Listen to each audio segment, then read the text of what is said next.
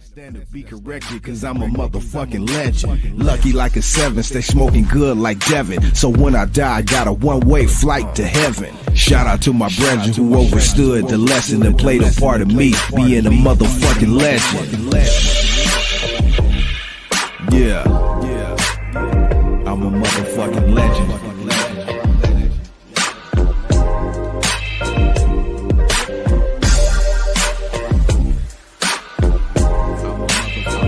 I'm a motherfucking legend. Yeah. Verse 2, without a clue or a question. 2022, label me as a legend. Never want to politic or preach, I'm not a reverend. I just try to get the homies out the streets and teach them lessons. I'm like a blessing in the sky, so I rise on them. In the loving memory of Pac, I'ma ride on them.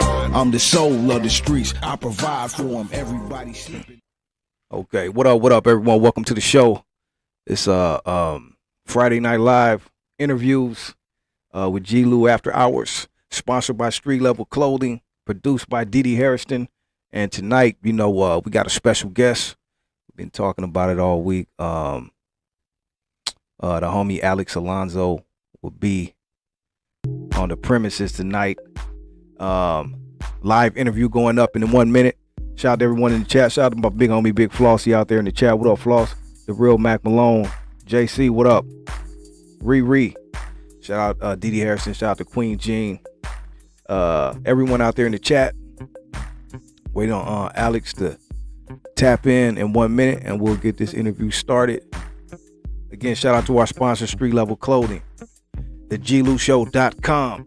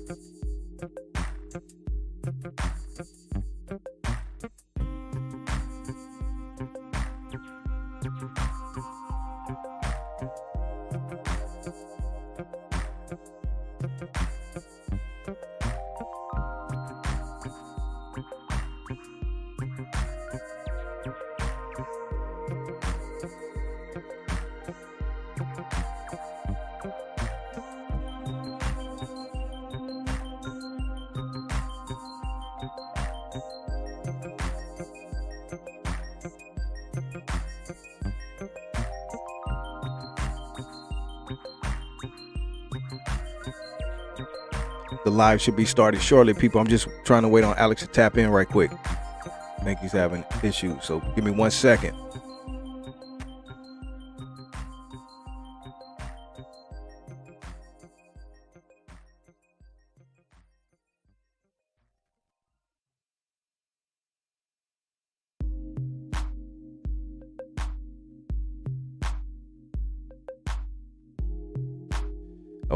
Okay. There we go. I think Alex just pulled up. So let me 1 second, people.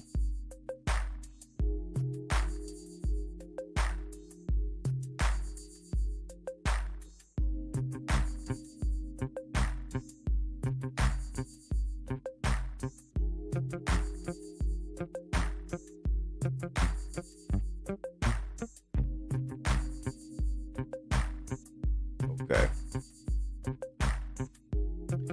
All right, here we go, people. Welcome to Friday Night Live interviews after hours with G-Lew, the G-Lew show. I am G-Lew, and as I told you all, we were waiting on our special guest, and he just pulled up. Alex Alonso was here of StreetTV.net, originally StreetGangs.com. Alex. He getting him some ice in his cup, I guess. What up, everyone out there? Any questions you may have, once we start talking, you could put it in the comments, and I'll try to ask them. What up, Elia? There he is, ladies and gentlemen, Mr. Alex Alonso. Good evening, sir.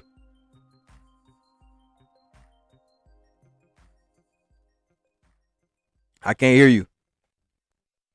Okay, how's that audio right there? There we go. And you know what's a trip, man?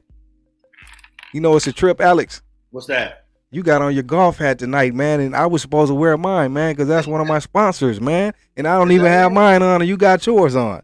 Street level clothing. Yeah, I've only worn this golf hat maybe like 4 times ever. Wow. On a video or an interview. Right. So I've had this golf hat since 2019, and it looks brand new, don't it? Yes, it does. Looking fly, sir, with your glasses and all that, man. You doing your thing tonight, Alex. I'm glad the first time you came presentable for me. The first time I ever there's some static. Okay, we're good. We good?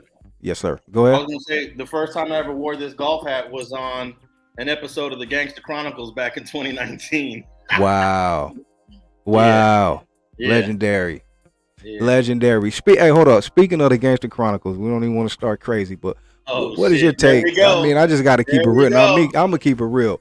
Me personally, I was a fan of you being on there. To me, just like everyone else said. I mean, they're not stupid. When you left the show, not only did everything just go down, I just think still, no disrespect to Still, should have stayed in the background like he should have. He wasn't like, it didn't fit for that. And you brought more it was more organized and like shit was on point. You had your notes and you had something planned. Like after that, they were just freestyling.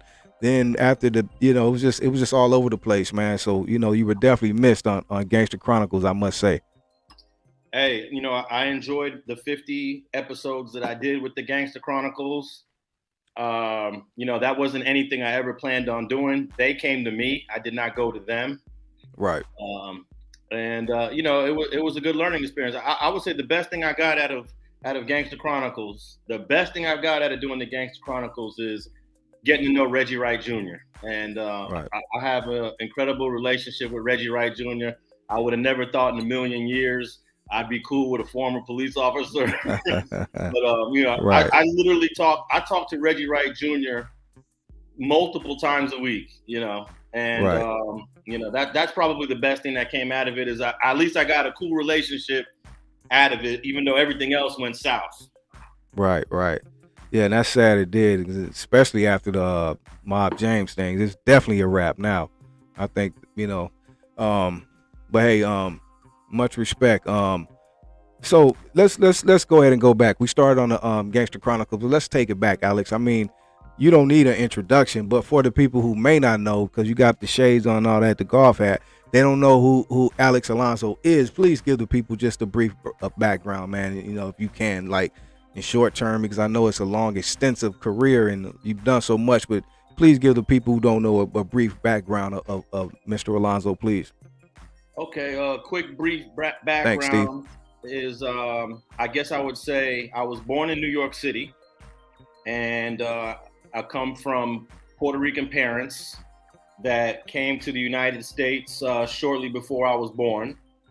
And I have four siblings, it's five of us. And I ended up in Los Angeles when I was about 11 years old because of my parents separated.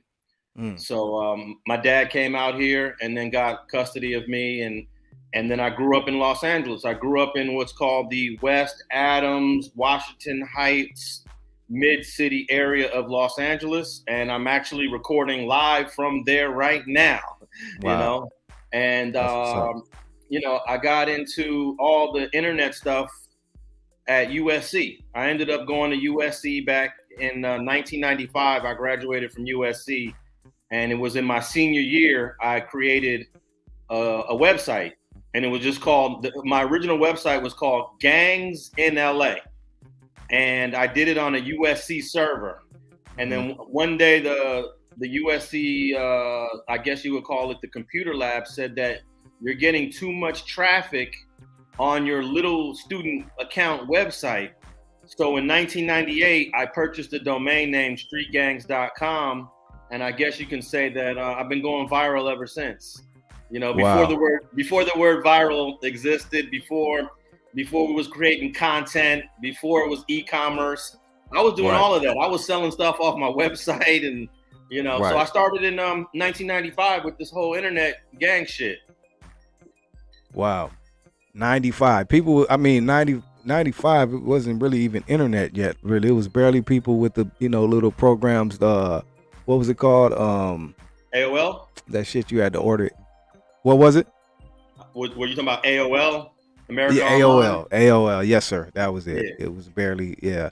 You know what I always want to ask you, and I always forget about it. Well, while I'm thinking about it, just off topic a little bit. Did you ever know that you were featured on one of Ice Cube's songs as an intro? I recently found out that Ice Cube put me on his album Laugh Now, Cry Later. Yes, sir. Yes, sir. Cube, he owes me some money. I always meant to ask you. I say Alex probably don't even know that, man. And that's a dope ass song too. That's one of the best songs on the album. I didn't even know, but I might have a lawyer holler at him because he owes me. I don't know how much he owes me, but he does owe me for that. Right. He sampled me. Basically, he sampled you, voice and put it on the Laugh Now, Cry Later album. Yeah. Yeah. I always wondered, did you know that?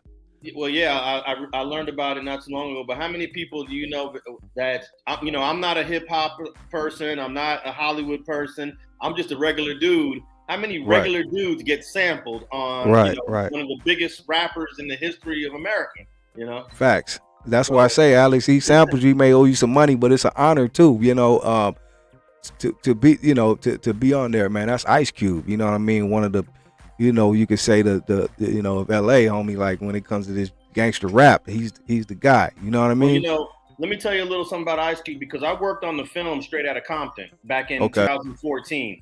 Okay. I was on the set of that film, for many days, and I got to meet everyone that was involved in the movie. And I got to say that Ice Cube was the most inaccessible person on the set. He was not very friendly. He was not that talkative. And Dre was the opposite. Dre was extremely talkative. Dre was down. I shot video of Dre on the set. I got, a lot of footage from Dre. But I learned a little bit about Ice Cube's personality for that month. I was on the set of Straight Outta Compton, and he really wasn't engaging the little people like myself. Right. Yeah. Wow. Do you think that's something he just over the years he's been doing it so long, or is that just his? That if you heard he's just like that anyway? That's he just snobby. Well, you know, I brought this up. Yeah, I brought this up with a few other people on the set, and they said, "Oh, don't take it personal. That's just how he is." You know. But there was one time we were shooting on 124th Street in Compton in the Mexican area, and a whole bunch of little Mexican kids came out, and they was all like, "Oh wow, there goes Ice Cube and Dre, Ice Cube and Dre." They were both on the set, and Dre actually went off the set down the street into a group of about maybe 15, 20 little kids and interacted with them, you know. And I really thought that was, you know, I had a lot of respect for what he did because, you know, those kids, that meant a whole lot to those kids. Right. And I was fortunate enough to get that all on video too. Wow. Hey, Alex, well, first, before I ask you this, with being on the set with all of those Dre and, you know, all these legends, were they aware of you and what you did? Or did you have to make them aware? Or you were just there to do your job? You weren't? Yeah, I was just there to do my job. I'm sure there was actually a couple of times when the very first day, was the very first day of shooting, one of the producers said, "Who's that guy over there?" And he was referring to me. And they were telling him who I was, one of the producers. And he came over to me and he was like, "Man, I don't know if you're approved. I'm not aware who you are." And I said, "Yeah, I'm approved." And I literally had to sit for about maybe an hour before he came back to me and said, "All right, you're good." So wow. I'm sure they all knew who I was, but I was just there to do my job. Right. And before I ask you that, I want to ask you, Alex, speaking like you just said, you being on set there and just all these things you've covered over the years, I'm saying besides your interviews and what people know you for, just the stuff I'm sure you have, and I'm sure you've captured it all, because I know you have your camera everywhere. Do you ever plan on making any type of street gangs or street TV documentary just to tell the whole journey of what you've done and how you started, like you said, in 95 to 2022, man, out here right now? I've seen you turn it up a notch. Well, I'm gonna get to that later by you covering this Nipsey thing. You got a whole new cast of people that rock with you, man, because people appreciated that. I was gonna get to that later, but yeah, what about that, Alex? Well, you know, I think what I'm gonna end up doing is passing all of my footage and my content to my 3 kids and let them do it, you know, when I'm probably, you know, not here on the earth anymore, and let them tell the story of the first guy to ever bring the street shit to the internet, you know, because I feel like that's something that should probably be told from a historical perspective down the line, because I'm still, my camera just went out of focus. My story's still being told, so it's too early to tell it. Right. Yeah, I get that. I've heard a couple people say that before, because you are still living it. So that's interesting though.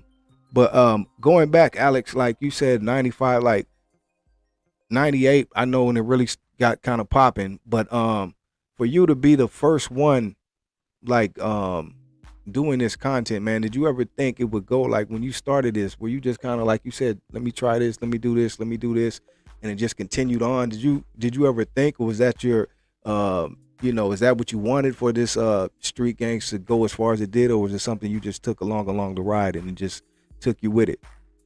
Well, you know, I learned about the internet early on in 1995 when I had a class with a professor named Professor Khan. Professor Khana. I think his name was spelled Khana, Gertchen Khana. And I remember I was sitting in his class, and his job was to teach us the internet. This is the spring of 1995. There was no Google. There was none of the, you know, no social media. But the professor told us that the internet is going to change the world. The internet is going to change the way everything happens. And I was sitting there in that classroom with a couple other of my friends, and I was like, what is this guy talking about? You know? Right. But he's the one that really birthed street gangs, because from that class, he said, I want everyone in this class to create a website. And we didn't know what a website was. So when we figured out what a website was, I said, all right, I'm gonna do a website. And he said, do a website on anything you wanna do a website on. So I was naturally always interested in gang culture. So I said, all right, I'm gonna do a website on gangs. And that's how streetgangs.com was born from that professor from that class, and he predicted it. He told me, hey, the internet is going to change the world. And in 1999 and in 2000, I'll tell you something crazy.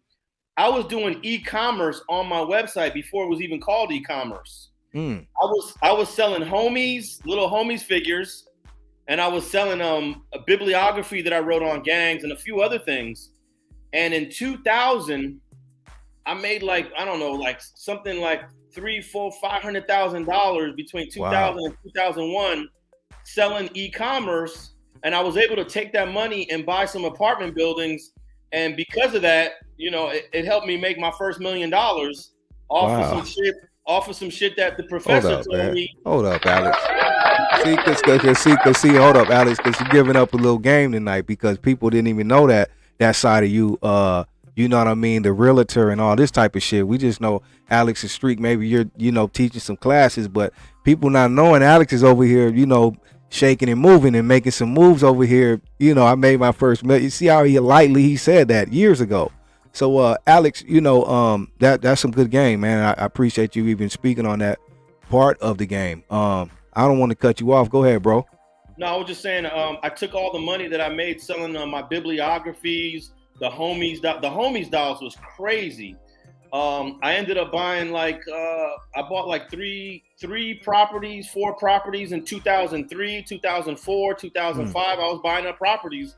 And before I knew it, I was in the seven figures, Wow. And it all started from that professor helping me, inspiring me to create the website, So what was it about? Because I want to ask you this too. Obviously, like you said, before your website, you were already interested in gangs and doing research. What was it about the gangs that drew you to that? I mean, even to this day, like you said, you have these other things going on, but obviously you put a lot of work into what you do over here. So what was it about the gang culture that intrigued you so much?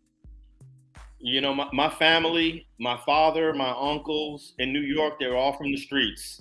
So we grew up with, at least myself, I have younger siblings that they didn't grow up the way I grew up because my parents decided to move, but I was born in the projects. I was born in the McKinley housing projects in the Bronx, New York on 161st Street. And my father was in a gang actually in the 1950s called the Lucky Knights of Wales.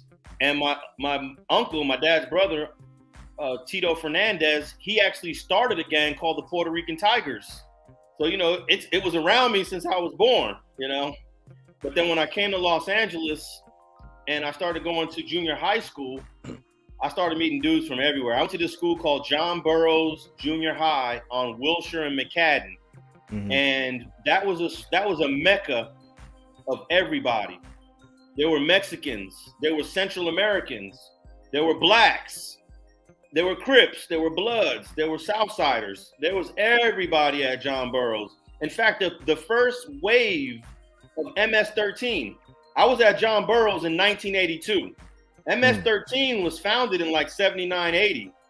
And all the MS-13 guys that went to Berendo was the home school for MS-13. But if you got kicked out of Berendo, you came to John Burroughs. So I'm meeting first generation MS-13, 18th Street. And that's really my first taste of gang culture in Los Angeles was at John Burroughs. We called it junior high school back then, but now it's middle school. Middle school. Right, yeah. Right. Wow. Was it a big, what age did you say you moved here from New York? I came here in the 6th grade, but my first full year was the 7th grade. Now back then, 7th grade was the first year of junior high school. Right. It's different now, but junior high school was 7th, 8th, and 9th grade. So my first full year in LA was the 7th grade at John Burroughs Junior High, John Burroughs Middle School. And John Burroughs is a huge school. It ain't no little school. It's I don't know how many students it was, but it was hundreds and hundreds of students. And that's where I got my first taste in the gang culture. I even have my 1982 yearbook.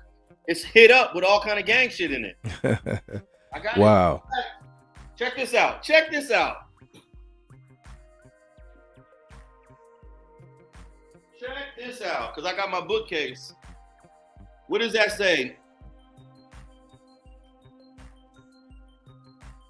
Bur 1983. 1983. This is 1983 right here. Wow. So I went to my first year at John Burroughs was the 82-83 year.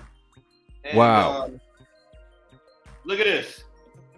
Look at, what does it say right there? Is that Gear? Gear. It yep. said Gear somebody gang. hit up Gear Gang in my 1982 yearbook. Wow. Yeah, so I got all kind of, look, somebody hit up 60s and then crossed it out. Wow. So this is my 1982 yearbook with all kind of gang hit up in it. So when you came there that year, were you fully aware? Or did it take time for you to really understand what was going on with all these gangs and how they operated and all the the whole get down? I mean, it didn't take me long to learn because I already had, my dad was already from the streets. I actually had a cousin from New York that grew up in LA, and he was from Compton. When I met him, I didn't really know him until I moved here to LA. And immediately, right after I met him, he caught an attempted murder. And he ended up having to do 15 years in prison. So I already knew, like, I'm connected. I'm already connected by family. So I learned quickly. It didn't take long to learn. I'm a fast learner. Right. Answer me this though, Alan. How did you not get caught up though? Like for you to, you know what I mean? You were kind of intrigued. How did you not get caught up in the wave where you wanted to be from one of the neighborhoods over there? Well, I won't say I didn't get caught up. I moved. Look, I caught my first case in 1983. Okay. I was I ended up going to jail in 1983. So I was already in the streets, getting in trouble.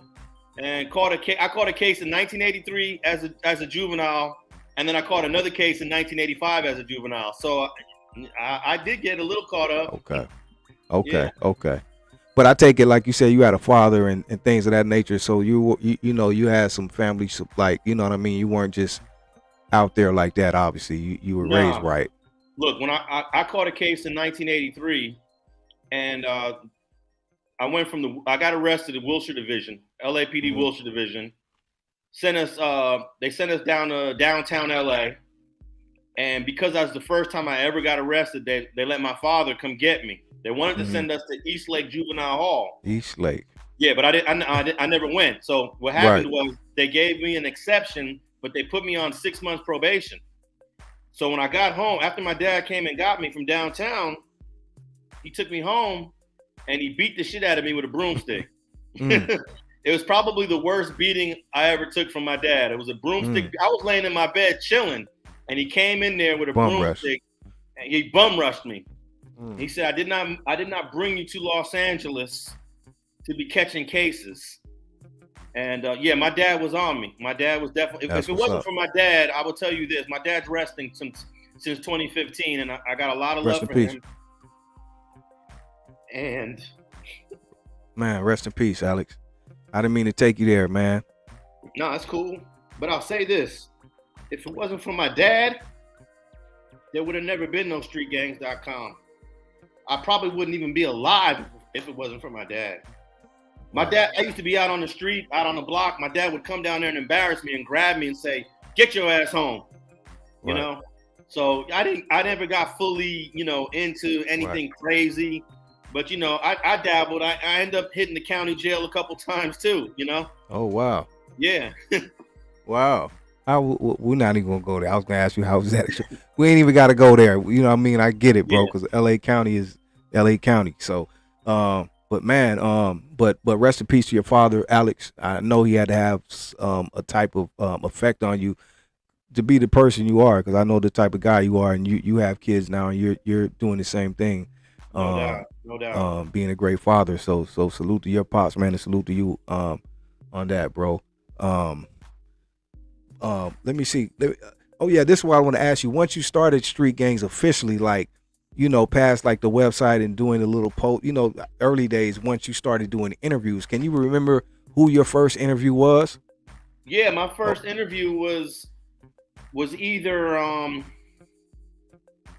my first interview might have been, oh man, it's hard to say because I have a lot of footage from from the 90s that's grainy, that's old, and a lot of it I just don't look at it because I didn't know what I was doing with the camera. It didn't come out that good. Right. But I was interviewing dudes from Harpies, I interviewed a lot of dudes from Black P Stone and 20s because that was the area I was in. The City Stones, the West Side 20s, and the Harpies. Hold up, I got a lot of footage from some guys from those areas in the 90s. Alex, let me ask you this, and I'm only cutting in because I don't want to forget. This is another thing I always want to ask you. Like, damn, I want to ask Alex this, whether I catch you in the chat or whatever. But I was gonna ask you, since you're speaking on legendary interviews from dudes from 20s and Fruitown Brims, man, to me, one of my favorite.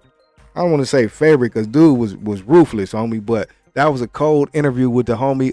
I think he's from Fruitown. You know, he got life, I think. I know you know what I'm talking about because this dude was just turned up, man. I forgot his name, but he wound up being in one of those movies too as well, that documentary. But you interviewed him, I think, originally, what was dude's name? He was from Fruitown, Alex, and I think he got life, bro, some years ago. Oh, you talking about G-Active? G-Active. G-Active. That dude right there was a character. And I don't mean that in no funny way. You know what I mean? G-Active was, man, that was one of your coldest interviews, man. I was like, this dude right here, man. Hey, when I did the G-Active interview, I actually had a really good camera. That was 2007 when I interviewed G-Active. And I had bought a Sony XD camera, and I spent about $10,000. If you look up Sony XD Cam 2007. I paid 10 racks for that camera. And I started doing interviews in HD. That was what my first HD camera was, the Sony XD Cam that I bought in 2007, I believe that was. Wow. That's when it changed the game. So I just want to ask you about G-Act, and he's called Life. So have you heard anything else about him or from him? I know a lot of people ask you about him. Nah, I actually I'm in touch with G-Active right now. My camera keeps on unfocusing. Yeah, keep going in and out, but it's kind of cool though. I don't know. All right, there we go. There we go, yeah. He actually hit me up the other day. Now he got his sentence reduced. Initially he was sentenced to 75 years. But I think he got some years taken off his sentence on appeal. Okay. So I don't know the specifics of his sentence. So he got action. Yeah, he might got action, and I might have an interview coming with him over the phone because we've been back and forth texting. Right. How does he? Okay, let me ask you this. Since I took you there, 2007, you know how he was, and the guy you knew in 2007. How is it talking to him now that he's been, I know, at least 15 years that he's been locked up, and I'm sure he's grown, he's older. How is it when you talk to him now? Well, we just chatting through text, so I haven't had a chance to verbally talk to him. I got you. Yeah, but have you heard anything about him? Like, do you think he's grown? Like, or do you picture him, or just the same G-Active? I won't know until we actually have a verbal conversation, man. So I can't say. But I'm definitely gonna try to bring an interview with G-Active within the next 2 to 3 weeks. That would be dope. I know the people, man. Because that dude there, he was just, man, he was he sounded real active, man. He was a cold dude. I just wanted more. We wanted more another interview or something, from him, man. But salute to him. Let me ask you, let me see.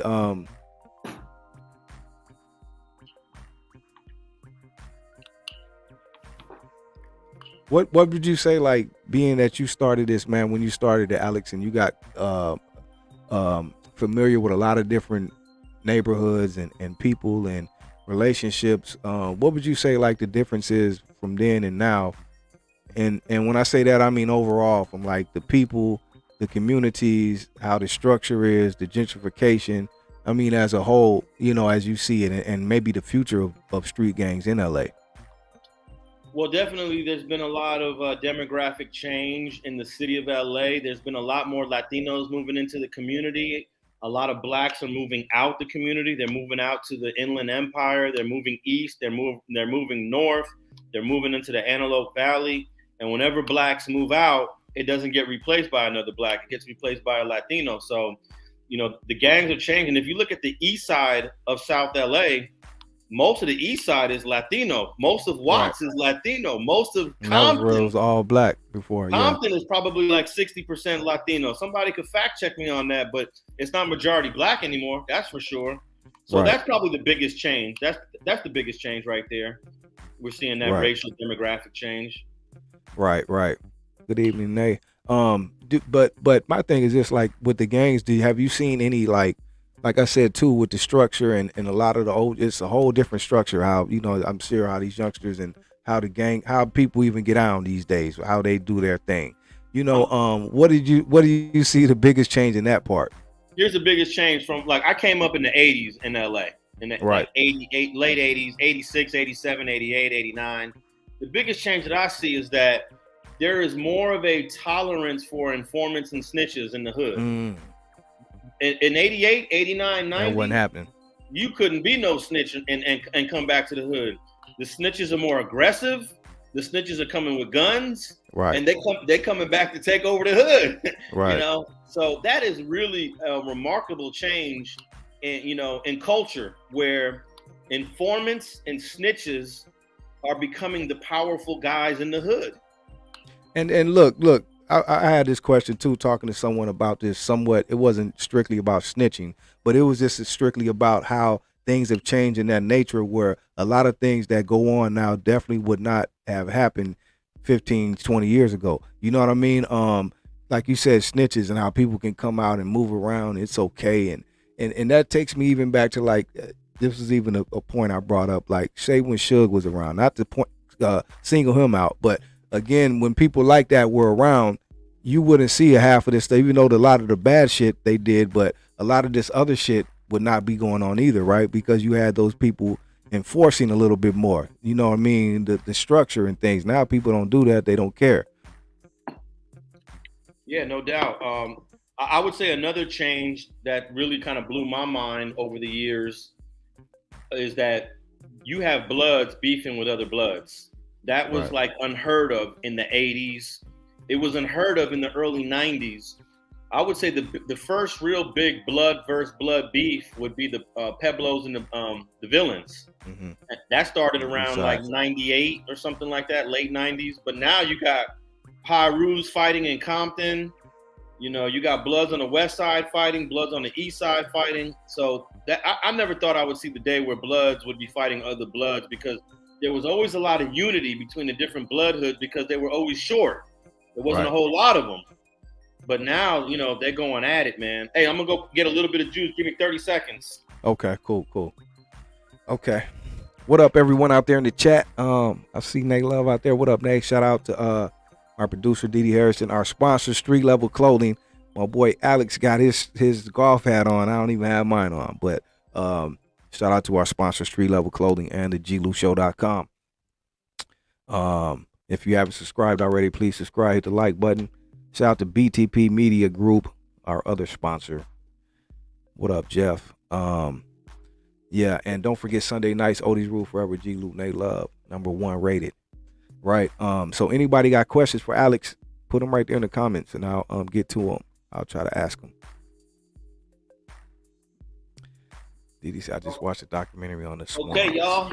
Okay, he's back. Oh, someone in the comment, let me go back to that, because I was going to ask you that later, but he mentioned it. Street TV. He said, yeah, we need another episode. I was going to ask you about that. Another episode of the top 10 oldest barrios, and because see, you did the one of the Crips, the Bloods, and the barrio gangs, right? And boy, you did a great job with that. That was another one I really enjoyed, Alex. Tell us about that. What made you want to do that, and what was the response you got from that? I don't even know how I came up with that. I just end up. I had a assistant at the time that was helping me with it, helping me shoot it, and I just said, "Hey, I'm really interested in this history, and let's just figure it out." And that's at that time that was the best information that I was able to assemble. I shot those in 2015. And that was, 2015, was that 7 years ago? Wow. And it was pretty accurate. I might make a couple of small changes if I were to do it today, but because we're learning more information as we go along, But I got the oldest 10 gangs in Compton coming out soon. Ooh. And I've been sitting on this for a while because I want it to be as accurate as possible. And whenever I'm talking to people about Compton, I'm getting different different opinions. No one is in agreement on this list. Right. So I'm going to be the one to put this list out. I got to stand on this list. So I just want to make sure it is the best list. But yeah, the 10 oldest gangs in Compton, and this list is going to be Pyrus, Crips, right, and Southsiders. Everybody's going to be included in this list. Hey, Alex, let me ask you this. Oh yeah, first let me ask you: did you, after, as far as the feedback from the 10, whether it be the Crips, Bloods, or the SA neighborhoods, did you get any? As far as was the feedback good, and was anybody discrediting anything, saying, man, nah, you had this one wrong, or this one was before that, or did everyone say it was pretty accurate? Well, I would say most of the people said it was pretty accurate. There was a few people. See, a lot of people will say, "Oh, well, what about this hood? You didn't say this hood." And I'll say, "Well, what year was that hood?" Well, that hood came out in 1935. I said, "Okay, but my list cuts off in 1927." So you can't satisfy everyone. But if I was to do it again, there would be a few minor corrections, or I'd probably change it to the top 15, right? Because you don't want to exclude anyone, right? 10 is that standard number that we always use, the top 10, Right. If I was to do it again, I'd do the top 15 for both of those. And it would probably be a list that would satisfy more people. But in terms of my of all three lists, I think they're pretty accurate. They're very accurate. I've corrected myself on those lists. Right. But I might actually revisit, once I put out the oldest Compton gangs, I might revisit the Crip one, the Blood one, and the Latino one as well. Okay. Were you surprised or shocked to see, or if you were at all, like a lot of, now I'm not even going to say some, like a lot of the neighborhoods, how they've changed so much, and it's just obviously, like not the same. You know what I mean? Hey, man, the gentrification in Boyle Heights was incredible. For those who don't know, Boyle Heights, it was a traditional Jewish community, Russians and Jews, 100 years ago, and then it became mostly Mexican immigrants. When you go to Boyle Heights right now, man, they're gentrifying the heck out of Boyle Heights. And I should have knew it was coming when they tore down the Alonso Village projects. Alonso Village. Yeah. And I have a video. Of them tearing down the Alonso Village projects that's on the platform. I actually shot video of them tearing it down. And go ahead. I was going to ask you briefly. That was 1999, and in 99, gentrification wasn't on my radar yet. Gentrification got on my radar actually in 2000. So when they tore down the projects in 99, I think that was 99, I wasn't thinking on that level. Right. Yeah, Alonso Village, man. I actually used to go over there when I was a kid. It was a female I talked to over there. Right off the freeway. Let me see. Someone asked, what was that right there? Oh, from Doc. I actually seen Skip made a video the other day, but he's asking about Doc Thone. You heard anything? But he did recently get sentenced, right? Could you speak on that?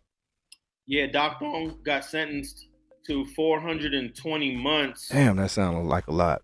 35 years for an old case. He was actually charged on two murders in the RICO case. One was like a 2003 murder. The other one was 2014. So it was kind of weird to go that far back in this case for Doc Thone. But I don't know. They had their eyes on Doc Thone, and obviously. He was found not guilty of one of the murders, but he was found guilty of the 2000. I think it was 2014. He was found guilty of the 2014 one. Wow. Do you think they were just trying to make an example? Like, what was the point? It seems a little more than what we can see, like how that whole thing happened, especially after he made the major moves with bringing the East Coasters and the Florences together and all these things happening positive for him. Then this happens. Yeah, I mean, I think that you wouldn't be mistaken if the work that Doc Thone was doing in the community might have inspired law enforcement to look at him more closely, right. Because I could tell you, Doc Thone, he was a true religious brother. He was on his, Jesus and God every day. I got to know the brother very well back in 2019.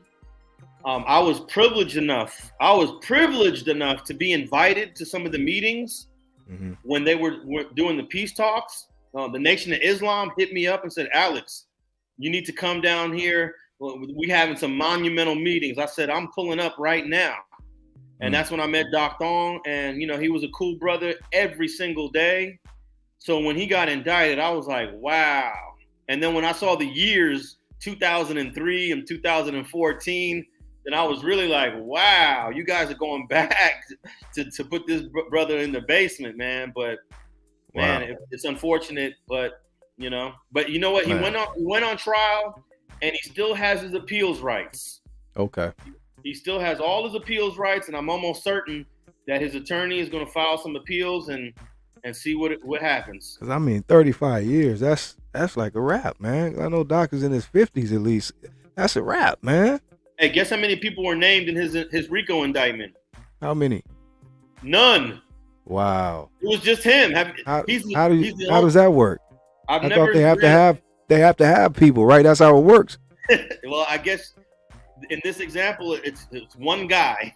One guy is in the RICO case. They're usually that's why I said it's something. Guys. It's something more to that, man. I don't know what they had. I don't know. It's just something I don't know about that. And you would think that what he has done, leading the truce between the East Coasters and the Florencias, and how many lives that has saved. Yes. That people would look, at least the law enforcement and the government would look at this brother as a changed man, as someone that's doing positive, and that is very big. Yeah, that's huge. Very big, and it's still been going on. That's very big, man. So we got to ask ourselves: is the government prosecution of Little Doc Thong, is that done in an effort to try to interfere with the peace process between the East Coasters and the Florence? Right. It's a question. Right. It's just a question that I'm asking. And we got to salute those brothers for keeping that thing going, because if that was the case, I'm sure by now they would have thought it would have disbanded and would have been back on, right?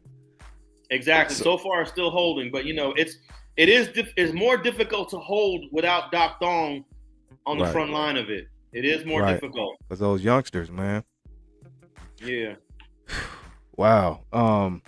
That's crazy. Oh, but let me go back to this, because you spoke on this a few minutes ago, Alex, about the influence, or not only the influence, they were there first. Like how these Russians and Italians were first in a lot of these areas, projects, inner cities that later been turned to ghettos, or where a lot of Mexicans came, or blacks or whatever. But they were originally had a lot of these gangs first, right?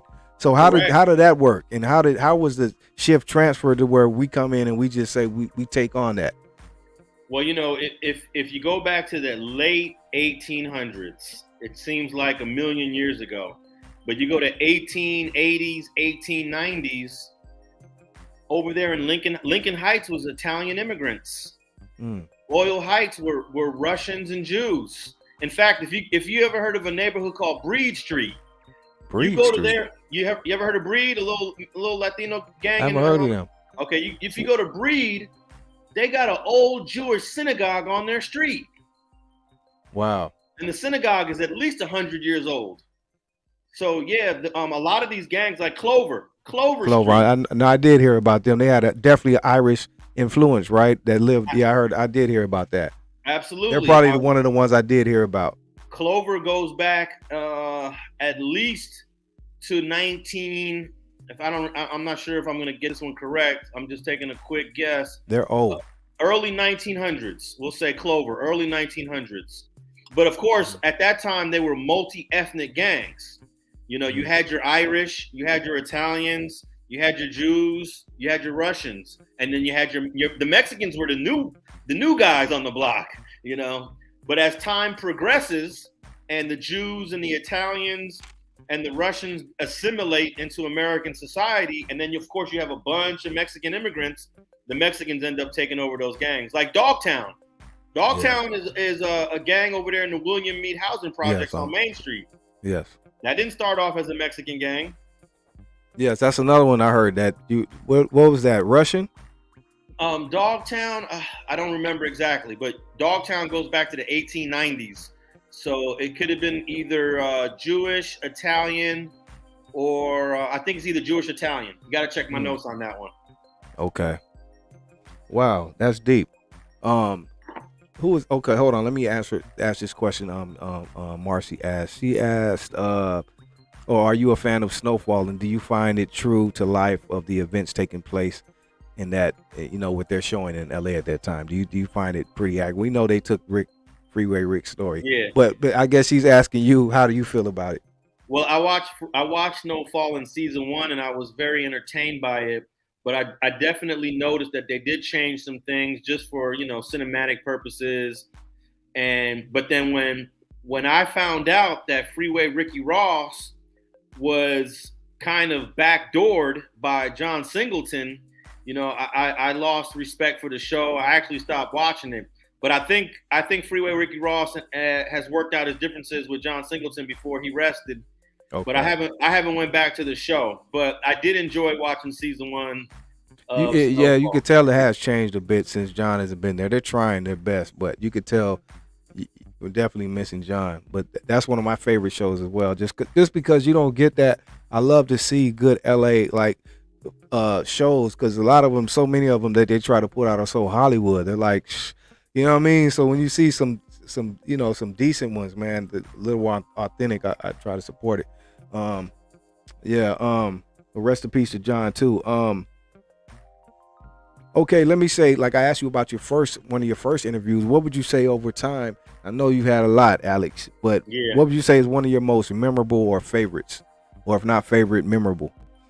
I would say that when I got Kilroy, OG White Fence, Mexican Mafia guy, to sit down with me. That was big. Get a Mexican Mafia guy that wasn't a dropout. He wasn't a dropout. To get a Mexican Mafia guy to sit down with me, what I really respected about Kilroy was that he sat down with me, he did an interview, and then I got in touch with him again, and he said he was willing to do another interview. This was during COVID, but he said he was a little nervous of COVID, and he ended up passing from COVID, which was crazy. But wow. He tried to. VladTV tried to interview Kilroy, and when they reached out to him, Kilroy and his people hit me up and asked me, what did I think? I said, hey, if you want to do an interview with you, I'm not going to say, what to do and what not to do. But They ended up telling me that VladTV was offering $5,000 to do the interview. And Kilroy turned it down. So is that when you first found out officially that you knew he was paying for interviews, or was this after? I had already knew. Okay. Yeah, I had learned about. I didn't know the amount that he was offering Kilroy. I knew he was offering Kilroy some money.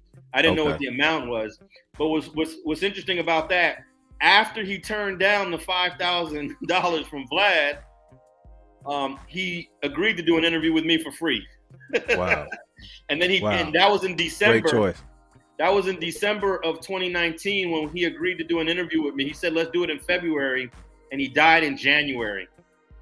Wow. Yeah. Rest in peace to Kilroy, man. Let me see. My boy Flossie was in the comments, Big Flossie. I guess he said he got to holler at, he want to holler at you or something. You guys but great interview you did with Floss.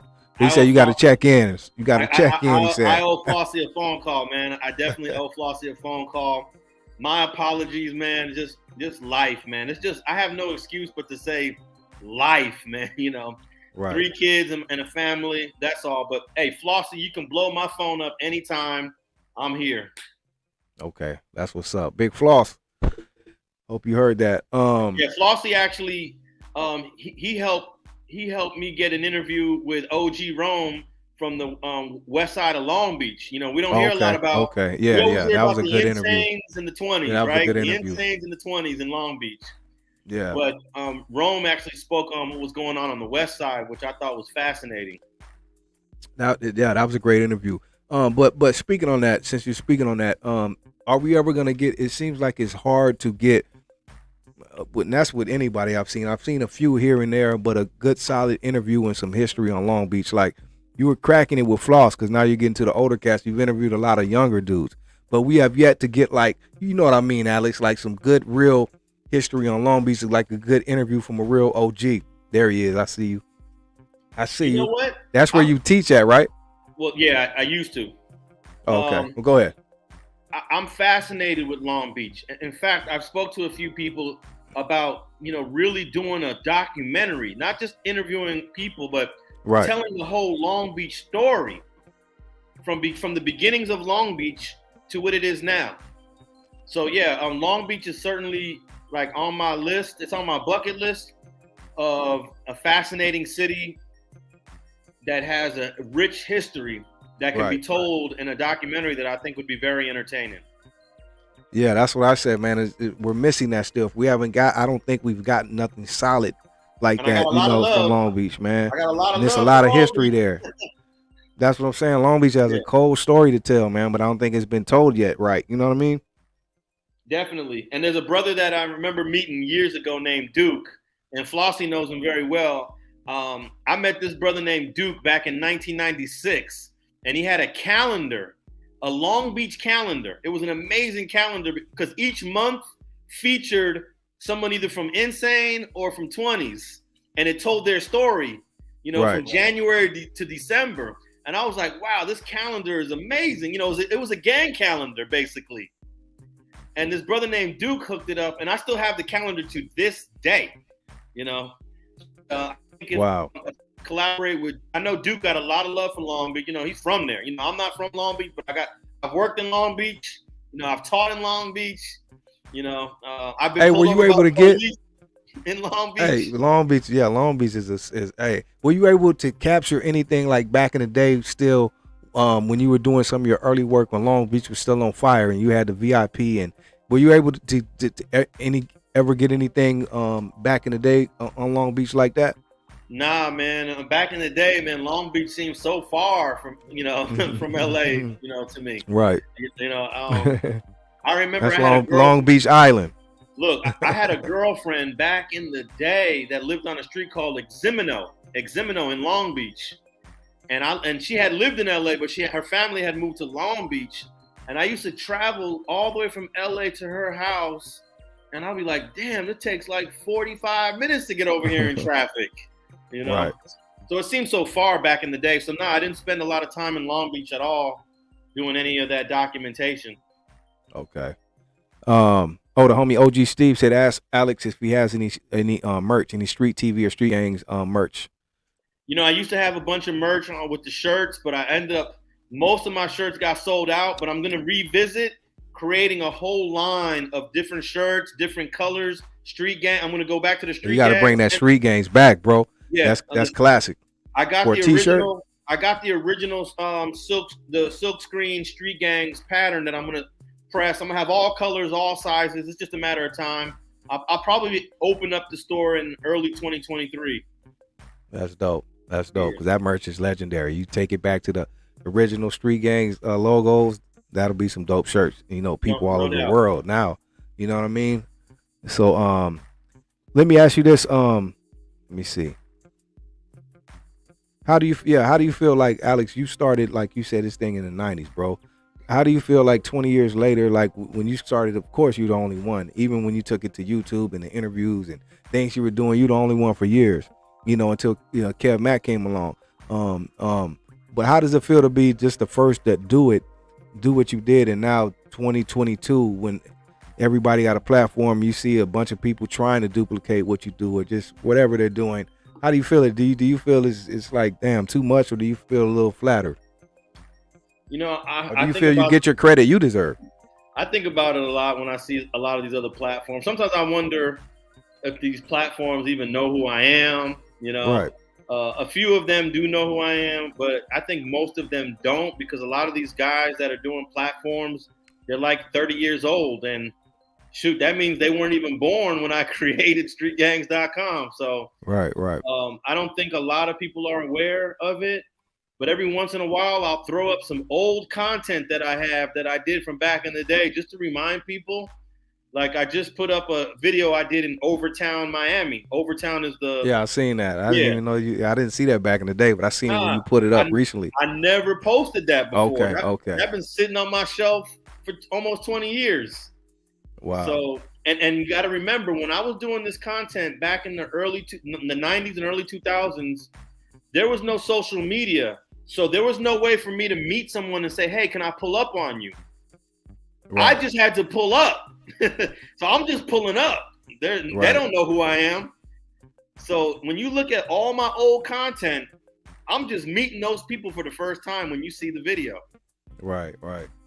Yeah. I see Big Devil out there. He said, I've been trying to get an interview for years. He from Linwood. My homeboy Big Devil. He said he been trying to get at you for years. Hey, I don't know if someone ain't checking the DMs right, but Big Devil. He a OG too. He been around. Oh yeah, Big Devil, hit me up. G-Lew got my number. You know him? Yeah. Okay. Yeah, he's official. Slide in my number and let's do it. Okay. There it is, Big Dev. We'll make it happen. What was I gonna ask you? Oh yeah, so speaking on these platforms, are there any that you do like?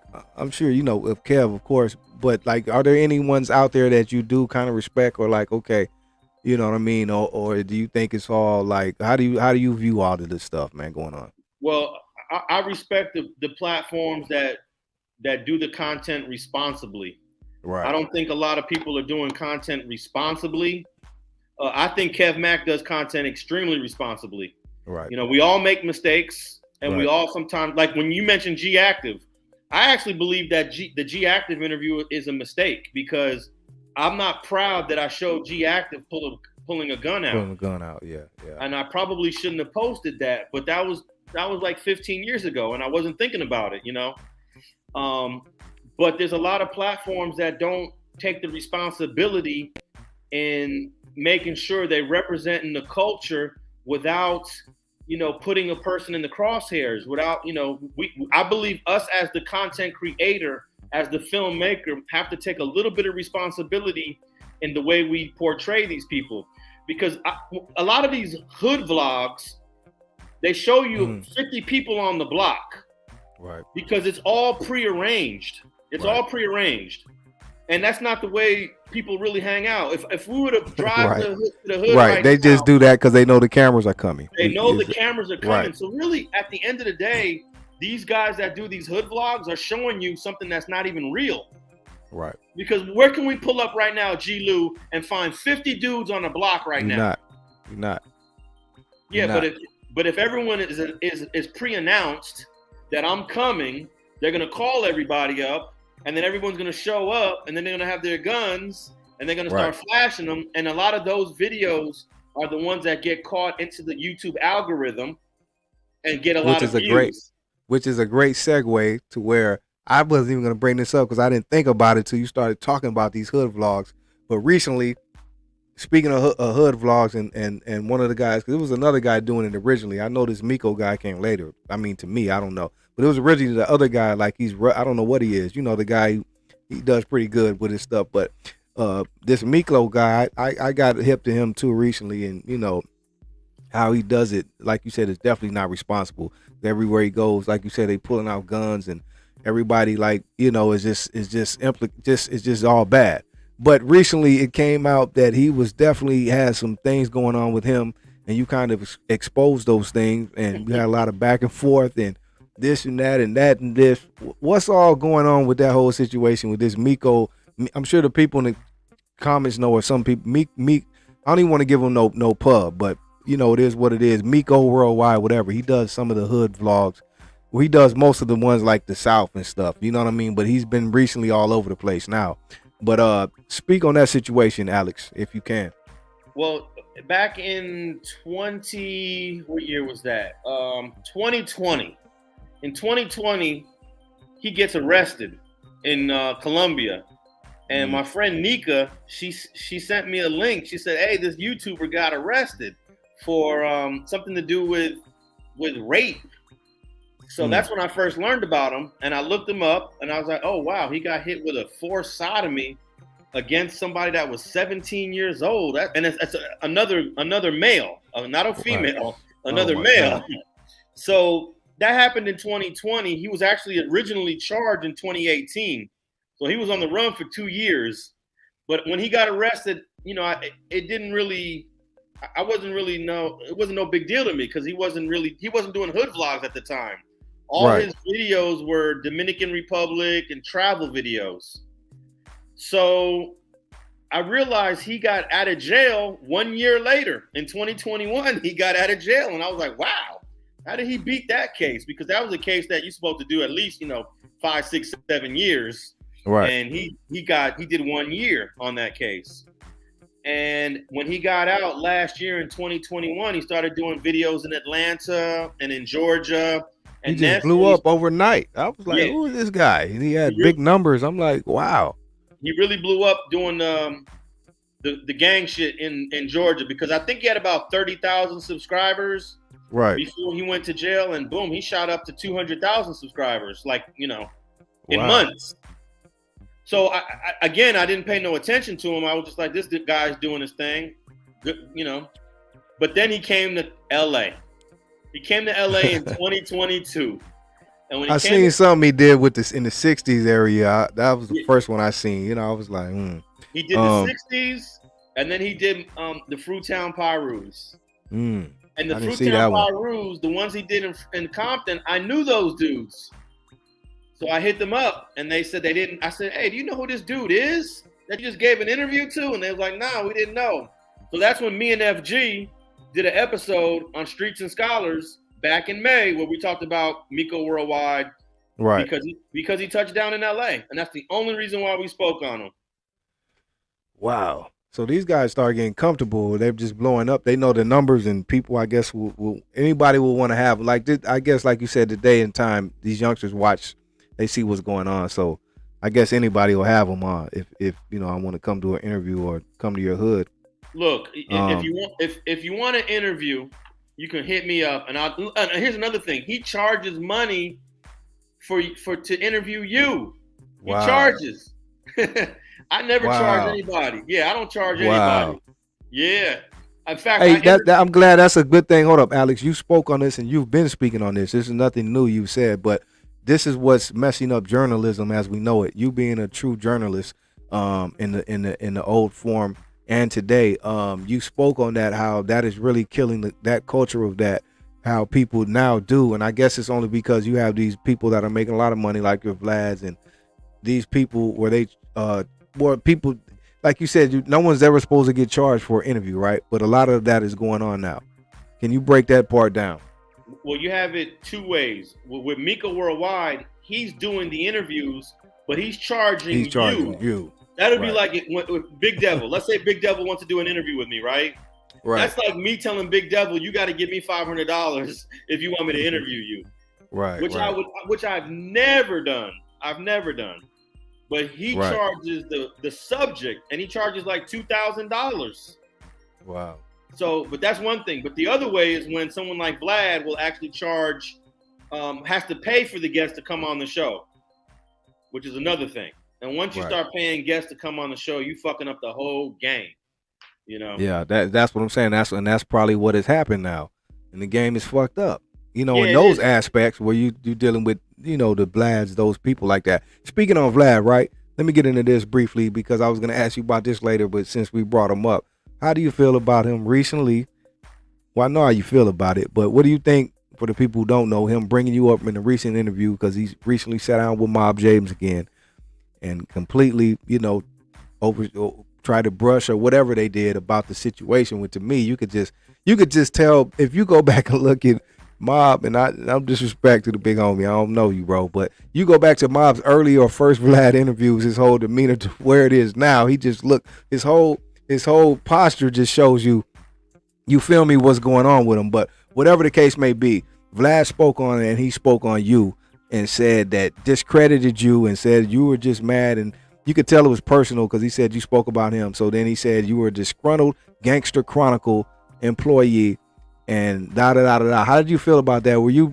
Did you feel disrespected in a way, or did you feel complimented because now guess what? Vlad has 5 million subscribers or viewers, so he that was a free plug as well. So how did you feel about that whole situation? Well, not only did I feel disrespected of what he said in his most recent Mob James video, I know for a fact he slandered me. Right. For example, he put in the title of the part 2 video with Mob James, I got it right here. He says, Mob James on guy making fake paperwork claims, being disgruntled Gangster Chronicles ex-employee. Oh. Now, if you go back to the video today, the word fake has been removed. Okay. He took the word fake out today, actually. Wow. The paperwork on Mob James is not fake. Right. I don't know why he decided to slander me with that. And also, I've never been an employee of Digital Soapbox or Norm Steele. We had a partnership. I was never and I'm not a disgruntled ex-employee. I pretty much walked away. I didn't get terminated or fired. I left, and Norm didn't want to deal with me anymore. We both didn't want to work with each other anymore, simply put. So I'm not a disgruntled ex-employee. I have a great relationship with Reggie. But to me, it obviously seems personal, like by him even saying that. If you look at and notice, he said first before he said any of that is that you had an issue with him. He said that first, or you said whatever. So that lets you know it's already personal. Like Spider says, facts over feelings. So we already know it was personal right before he even said the rest of the shit. And people like me know, but a lot of people don't know. And like you said, for him to have 5 million subscribers, a lot of them people probably just took for what he said, for you know what I mean, took that as what it was. You feel me? So I'm glad you can speak on that. I would prefer him to not even speak on my name if he's going to slander me. And if you go back to the last Mob James interview, which happened about a year and a half ago, he brought up my name again, you know? So I feel like this guy just personally has I don't even want to say he dislikes me. I want to say this guy hates me, because to say that I would put out, look, I got a 30-year record out here. I'm published in peer-reviewed journals. I'm published in magazines. I'm published in newspapers. I'm published in books. I'm published I'm published in the U.S. Supreme Court. In the U.S. Supreme Court. That means that anytime I'm writing something, it has to be verified. I have to do fact checking. But for him to say I put out fake paperwork, that is like a level of hate. That's not even like I don't like the dude. That's like I hate this guy, you know? Right, so right. I don't know what his issue is, but yeah, he slandered me in the title of the video and in what he said during the interview with Mob James. In fact, Mob James didn't even say the shit that's in the title.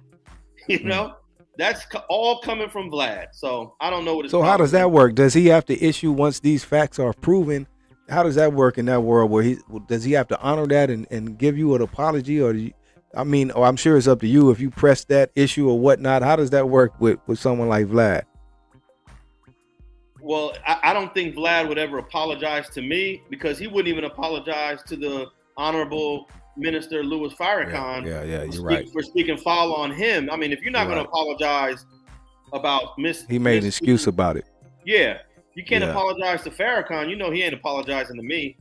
But you know, I don't know what I'm gonna do about it. But it is slander, and you know, I'll think about it. So flipping. I'm not even gonna go there, and I don't want to speak on him. He could probably get me shut down, so I'm gonna leave him alone, right? But I don't rock with dude, man. I mean, to me, I have respect what he's done over the years, and the only reason I do tune in a lot of times because he has people on there, a lot of people, and some people, like, I appreciate him getting on there because the people that need to be heard and stuff. So I respect that part. But as far as him, nah, man. But flipping the script a little bit, it's another platform that has come up right up under Vlad, and you all know he's popping now as well.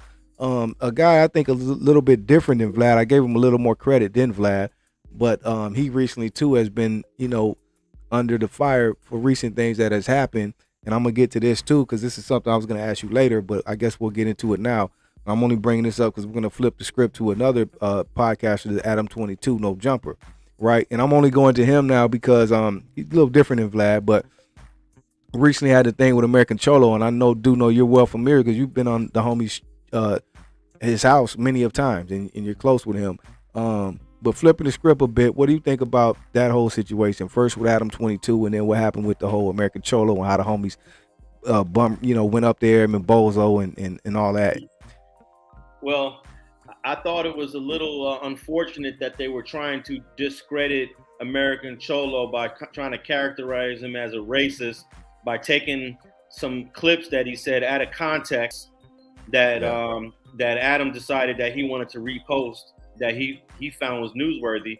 He eventually did remove the post, but the fact that he would even attempt to try to discredit Gil, aka American Cholo, on that it's a little disappointing. You know, it's a little disappointing that Gil definitely didn't deserve any of that, and I could understand. You know, Gil is, the way I characterize American Cholo is he's a conservative. Yeah, that's why I kind of looked at it. He's a conservative. That's why I kind of looked at it. I'm gonna hear Cholo on one of these AM talk radio shows one day. Go ahead. Yeah. He's definitely a conservative when it comes to like homelessness, drugs, even gangs. I'm like, yo, you used to be a gang member, you know? Yeah. You know, he's been to YA, so you would think he might have a little bit more sensitivity, right? Sensitivity. So, yeah. But nah, he just shoots it straight. He like, nah. He does. That's what I respect about him. I've always said that about Gil. I've definitely never always agreed with a lot of stuff I don't agree with, but I respect him, you know, and then what he's done recently, you know, I definitely respect for him to look at this guy right here had just a podcast. He's no celebrity, no anything. This guy pushes the line with the Tiger thing, all the way up to Power 106 with a sit down with Tiger, man. That's impressive. Got him to remove his shit. That is very impressive, man. He got quoted in Rolling Stone. You know, so many things, man. Salute to American Cholo, man. That is extremely impressive. And I know he's going to laugh at this, but he's got to give me a little bit of credit because I put American Cholo on the map for the very first time. Yeah, you did. You did, Alex. Yeah. You did. But he's definitely been putting in the work. He's been very consistent with his podcast and with his show. And that is the number one thing with the success of a podcast. It is consistency. Right. And American Cholo is very consistent. And you got to give him that. Like the homie said, I'm a Mexican. I don't like Gil. A lot of people don't. Like I said, I'm not going to sit up here. A lot of stuff I haven't agreed with him about, but I have to respect. You have to respect someone that stands on what they stand on, and he stands on his stuff. And I just respect just what he done recently, though, because that's hard to do. Just a guy with a little platform, and he's now at the front. You know, you got to respect that. No doubt. I don't agree with a lot of stuff that he says, but I love chopping it up with American Cholo. Anytime he calls me and says, hey, come on, let's do it. Let's do it. You know, I got no problem. He's always welcoming at his home. You know, at his home. Yeah, my kids have been over there. You know, he knows my sons, you know. So, you know, I got a lot of respect for bro. He works. He's an everyday working man. And this dude has already amassed over 50,000 subscribers on his channel, and that's no easy feat. Exactly, that's what I'm saying. That's why I remember when Gil started. I'm one that's just been. I've been into. I remember when Gil started his show. He did a little thing with the same guy you did an interview with. You were gracious to grace his platform, and I thought he was gonna do some bigger things, but he just fell back. The dude that's from Lennox. Oh, forgot the homie's name. I liked him too. Yeah, George. That's George from Lennox. Yeah, I thought he was going to do some great things, but he fell back. But Gil, I think, went on his platform, did a couple things. And I remember when Gil started, so for you to say, like you said, the 50,000 and doing what he's doing, man, that's incredible, man. You got to respect that. I was expecting a little bit more from George, but, you know, real life hit him. You know, he has some kids. He's got, you know, I think he's got a girlfriend or a wife, and, you know, he got bills, and Gil is able to, you know, Gil is more established in his, you know, in his financial status. Gil's a boss. He's a boss. Gil's already a boss. You know, shout out to Gil. Gil can go to work, and then he can get on there, and he figured out how to get all the equipment. Gil got all of the technology down packed over there. I see. I've been there, but I could just see from what I see, it does look like he has it together now. He has his angles, and you know, he's really doing his thing over there, man. You know. Hey, but I think George still has a future. I think we haven't heard the last of the brother from Lennox. I think he'll be back. So you're with me too. I think he really could have made some. I think he could have really. He was one of the first, you know, doing it kind of like what he was doing. Even though it was only a few years ago, so many people have sprouted out in these few years. But he was right there, and I thought he was going to do some things because he had potential. Hey, that interview he did with me was very controversial in his hood. It really was. Oh yeah, Yeah, you know, because a lot of the Southsiders, you know, they Yeah. kind of not back then. You didn't see any really Southsiders getting on camera talking. Right. And I always Right. told myself, and I'm actually, I don't know if I said this on the Gangster Chronicles. I said this somewhere. I said within the next few years, you're going to start seeing more Southsiders and more Mexicans getting in front of the cameras and telling their stories. That never happened before. Nah, because, now it's happening every day. Hey, every day, every day. I mean, this whole internet thing is real. I mean, really, Alex. Like, I've gone to seeing people now. It's kind of like sometimes I have to say, "Wow, I don't know, is this good or bad?" Because a lot of people a year ago weren't even having channel. Like, I would see maybe someone on your channel, or OG dude. I'm gonna talk about the OGs or Kev Max channel, right?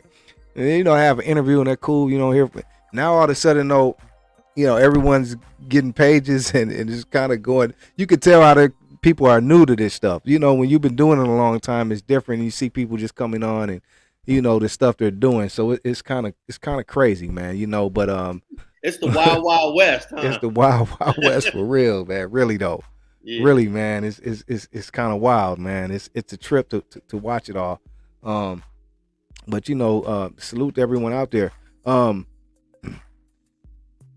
I was gonna ask you, but how do you this is what I was gonna ask you. Speaking about the American Cholo thing and how all that went down, what do you think again, man, about, I don't even want to call it real tensions, but things have sparked up again, and they just always seem to do this regardless for people now looking on the internet, but this kind of happens in LA every so many years. But right now it kind of started from nothing. We're talking about American Cholo. He pushed the push, but all this shit started from really a Tiger video. And I was telling people off top, long as this was going on, I was hearing all the commotion. I hadn't even seen that fucking video because I don't pay attention to Tiger. You know what I mean? So when I finally did see it, you know, I can understand. But kind of all this started from Tiger, and now it turned up kind of racial tensions. What do you think about that, Alex? I think that my bad. I think there are a whole lot of black and brown people that do want to unite and come together, but it's a small minority of those that are saying that it can never happen on both sides. Black folks like Tariq Nasheed are saying, no, we got to just stay focused on black people because everyone else is trying to piggyback off of the black struggle. And I understand Tariq Nasheed's position to a certain extent. But at the same time, we got to come together as minorities. We got to come together as people of color, you know? And there's got to be a middle ground somewhere. In the 60s, the Brown Berets and the Black Panthers, they worked together, you know? And there are a lot of brothers right now, you know, that are coming together, working, but you don't really see it so much online. You don't really see it a lot on the internet, but I see it out there in the streets. I see it out there with the nonprofits, like Skip Townsend with Second Call and Alex Sanchez with Homies Unidos. Yeah.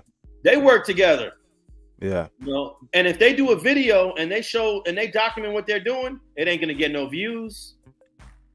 You know, we don't. But what does get the views is the book. But look, Alex, this is what I was getting to too, because a lot of things going on too with so many people having these platforms was messing shit up too. Is that shit gets over exaggerated where everyone has a chance. So now everyone's speaking their opinion, and this person may have a lot of followers or whatever the case, and now the comments, and now this next person makes a video, and this person makes a video, and you get to back and forth, people expressing stuff that shouldn't be. And it starts from that too. It's just it's a lot of that shit going on, Alex. You know, because really there shouldn't even be no tension right now over Tiger. I don't know, you know what I mean? But it shows too, I think, what's really it's deeper than that too, and it shows that these tensions get brought up again because it is shit that people, you know, it's a dirty rug under there that we keep sweeping over. You know what I mean? Too, I guess, you know, but I don't know, man.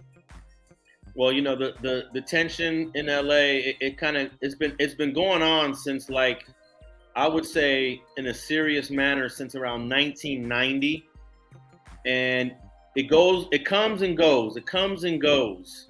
Yeah. But I think we're getting at a point now where we're talking about this tension more than ever before. And in order to get to a place of peace, it starts with a dialogue. It starts with a conversation. So I'm glad that we're having this conversation. I'm glad we're talking about it. But man, there's always people on both sides that trying to stop the progress of blacks and browns coming together. And that's important for our city. It's important for the rest of the country.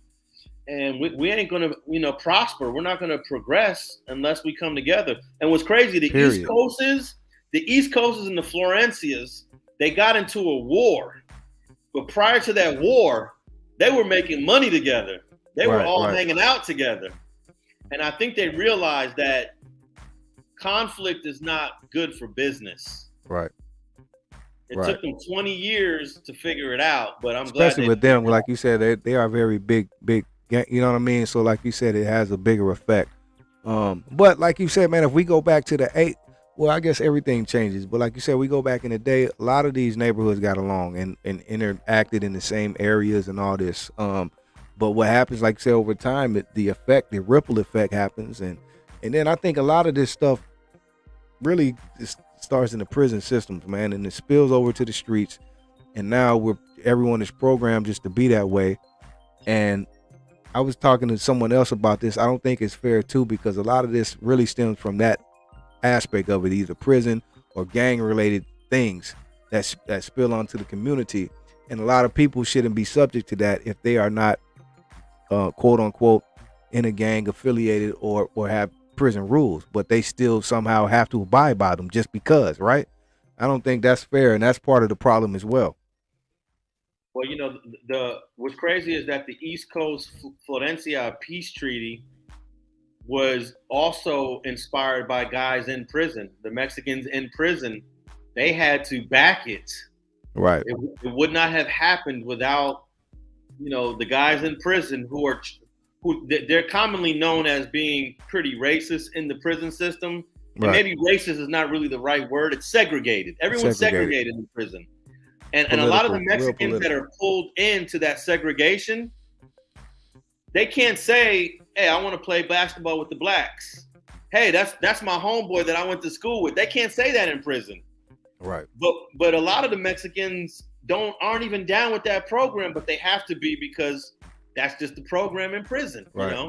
That's half the people in there, right? That go in there, they're not, unless they're super, active, already. But most people feel that way, and that's the part I'm saying too is not fair, because that takes place too. And you got people, I just think it needs to be better structure even on that, because you're going to have dudes that don't even bang or none of that. But if you go in that county jail, you got to automatically be with this program. If we riot today or if we fight, you got to fight. You got to do this, and these people ain't even built like that, man. You know what I mean? So it's a lot, man. Hey, but at least they haven't been having as many racial riots as of late like they used to have in prison. So that's a good sign too. Hey, but how about the part two where shit is so different now, to where, like, not the county, but prisons, where most of these yards are really different than what they used to be, and you got these 50-50 and sensitive needs yards, and shit is real different from what it kind of used to be too, right? In that aspect. Man, the whole prison culture is dramatically changed. In fact, a lot of the guys that are doing their time, that they're scared of getting indicted by the feds. Because just because you're already in prison doing time for whatever crime you was convicted of, doesn't mean the feds won't come in there and indict you on some other shit. So a lot of these Southsiders and it's mostly like prison gang stuff. They're realizing the feds are watching, and the last thing they want is to end up in Florence, Colorado, ADX prison in the basement somewhere. So that's why we had like the food. Do you remember the food strike back in 2013? Yeah, the prisoners did. Yeah, that was an amazing collaboration between blacks and Mexicans. Southerners. That's the only way it would have worked, right? Yeah, Northerners and Southerners and the blacks coming together. So that was 2013, I think, and that was a representation to let you know, man, all this prison politics, racial discrimination shit, it don't even have to exist. And this hunger strike showed it. Hey, do you think, hold up. Speaking on prison, I didn't even mean to go there either, but speaking on that briefly, do you think that will ever in the future eventually change from what we know today? Because it really is already in front of our eyes, but do you think that whole kind of structure will eventually be changed in so many years to come? Everything eventually changes, man. And right. I mean, we're seeing it change right now. A lot of the powerful heads, are being sent to federal prisons, and you can never even talk to them again. You know, they're put in maximum security institutions, and they have no contact with the outside world. So the guys in the state prison, the guys in Pelican Bay and Cork, and they know that. They know the feds are paying attention. And the last thing they want to do, excuse me, is end up in one of those federal maximum prisons where they have no access to the outside world. So they realize shit got to change even in the CDC. Right. And you can kind of transfer that to the street as well. And I can think that could complement what's going on as far as like the real breakdown and real gap between the OGs and the young G's out here, because that too, right? The older heads, not like you said, they don't want to go back to jail either. They ain't trying to have no part. So what that leaves is like I said, a big gap between the younger heads, and that's why they're kind of doing their own thing, and their structure is way different from what it used to be. Gangbanging to me is not what it don't even represent. It's just now you just have the names and the you know, the history, but from what these guys are doing now, it's just, I don't know, Alex, it's way different. But not to get it twisted that it ain't active and people ain't still getting killed and shot, but I'm just saying the structure, you know, Alex, what I mean, from what it was is definitely not it anymore. You know, everything changes with time, man. Like the BGF, for example, the Black Guerrilla family. They don't hardly have the reach that they used to have back in the 70s and the 80s. You know, actually, the Crips and Bloods changed all of that. You know, it was hard for the BGF to control the new Crips and Bloods coming into prison. You know, and a lot of the Crips and Bloods, they were hard headed. They didn't want to listen to authority, and they changed their own thing. Whereas the Mexicans, you know, they go into prison, they abide by authority. They follow through. Sometimes I think it's a good thing. That's always been a problem to this day, though, right? That the Crips and Bloods never had any structural organization where, you know what I mean, to this day. But structure is good and it's bad too, because to a certain degree, when you have that type of structure, you give so much power to so few people, and sometimes those so some few don't people, deserve it. They're not making the right decisions. That's what's happened in the mob a lot, right? I've heard these stories where a lot of them abuse that power, and that's what's kind of fucked that whole thing up. Yeah. So structure can be good, but it could also be, you know, detrimental at the same time. Hey, I got to get some water, man. My throat is dry. How much more time we got on here? We just got a few more minutes. We'll shut it down a couple. I got a couple more. Really, we keep going. Go ahead, bro. Anyone out there still, before we wrap it up, you got any questions you want to ask Alex, let me know. I got a couple more I'm going to ask him, but anything you guys want to ask, let me know. And I appreciate everyone for joining us tonight, tapping in. Shout out to our producer again, DD. Thank you. And everyone who joined us tonight. Great episode, great interview, great conversation. So anyone out there, please hit the like button and subscribe if you haven't already. Appreciate your love and support. And subscribe to the homie Alex's channel right now, streettv.net or Street Games. You already know this shit. Alex been doing this for 20 years, man. So you already know what his channel is, Street Games, but now with his Street TV. So tap in, all the legendary interviews. You already know. Shout out to Western Ave Queen. Much love, sis. Kaser said, how does he feel? His work. Okay. All right. Just a couple more minutes, Alex. I ain't gonna hold you.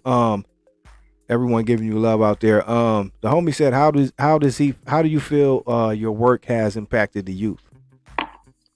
Well, my biggest impact on the youth is when I used to be a gang counselor back in the late 90s. I used to go to the high schools here in LA and counsel the gang members that were there and try to steer them away. It was the most difficult job I ever had. This is the job that they told me I had to do. They said, we're going to introduce you to all the gang members in these high schools, and your job is to get them to stop gangbanging. I was like, that's not possible. You know, I can't get these guys to stop gangbanging at all. But it was crazy. One day, this guy was delivering a UPS package to my office, and he was one of the guys that was in one of my classes at the high school, and he told me, this is maybe 5, 6, 7 years later, he told me that class that we used to have, made him change his life. Wow. And what I learned about counseling youth is that it's about planting a seed for them to make a decision down the line. You're not going to make a decision in this guy's life right now. Right. You know, and but they'll remember that. Yeah, they will remember it. So, you know, I used to do this every week, go to the high school and talk to these kids. And I used to think this is a waste of my time because these kids are turned up. But then later, you know, I'm finding out that I had an incredible impact on them, dude. So that's one way that I impact the youth. Another way is that I work on court cases. I work on a lot of criminal cases with the defense. And even though some of these guys are charged with serious crimes, the district attorney's office is becoming so aggressive on our youth, man. They come aggressive. Like they want to put a youth in prison for 100 years if they can get away with it. So I work diligently with a lot of defense attorneys to try to lessen the impact that a lot of our youth have to deal with in the criminal justice system. That shit just has to be repetitive, and I know you probably see it so much because I see it now, even going back, and because now everything is so documented, you know. But it's like, wow, number after time, youngsters just go in there with these, you know, shootings, homicides, or aggravated assault, whatever, and like you said, they're just getting these years just left and right, 40 to life, 50 to life, 75. You know what I mean? It's just crazy, man, and it just doesn't stop. You know what I mean? With these youngsters, man, and especially you would just think that's why I don't know if they're not getting the proper game or no one's, because I mean, especially nowadays when everything is on camera, bro, and these youngsters are still doing it. You know what I mean? It's like I don't know. I don't know if it's the drugs or what, but they're just not thinking really smart. Even with, you know, Eric Holder. That's a segue because I that's one of my questions I want to ask you because before we get out of here, I definitely want to talk about that. But even that whole Eric Holder thing, everything is on camera these days. Everything, and the technology is so crazy. And you got First 48, one of the top shows. You would think, you know, but you still see the same crimes committed over again. I guess that's something you can't help. In the heat of whatever you're doing, it's gonna happen. I guess they ain't thinking about no cameras. They ain't thinking about the phone towers. None of that. It's right now. What's going on? It's always a new generation of kids that are gonna just do the what you would think you wouldn't want to do, and I think it's because they're a new generation. So they haven't been schooled, they haven't been laced, so they're out there kind of blind, committing, you know, the same crimes that brothers was committing 20 years ago. You know? Right. Hey, when you mentioned drugs, I was reading over a case that I have right now, and I was reading the autopsy report of the victim that the defendant killed in this case. And then the toxicology report of the decedent, the guy that was killed, he had a bunch of methamphetamine in his system. And it's just crazy, like how much meth a lot of young guys are doing. And we're talking about guys that are like 18, 19, 20, 21 years old. They smoking this methamphetamine like it's candy. That meth shit is taking over. That's another thing. I could not believe drugs, period, the way these youngsters do it. You know, back in the day, that wasn't cool for us like that. But today, they just do it. But this meth, though, is just like, even in the black community, I wouldn't have thought, because, you know, it's just different. You know, not to say any other community is different, but blacks, it's just, you know, it's always certain things, you know, you don't do, like when crack. People knew not to smoke. You know, older youngsters weren't smoking crack, bro. You know what I'm saying? But now youngsters are smoking meth. So it's like it's crazy, man. It is really crazy. Someone asked, I don't know if he's being funny or serious, but he said, ask Alex, will he be putting anything else out on Mob James? Look, I had a conversation with Mob James in late May. Okay. He actually reached out to me. So we spoke, and we agreed we weren't going to talk about none of this stuff anymore. We agreed. I said, I already did the interview with FG. Ain't no need for me to continue to talk about it. And Reggie Wright Jr. was on the phone. We all agreed, all right, let's just, you know, leave it alone. Right. He just popped up on VladTV the other day talking about it. So, you know. Wow. I thought we had a gentleman's agreement, but and not only did he talk, but he allowed Vlad, the interviewer, to slander me. Right. And I did tell James, I said, James,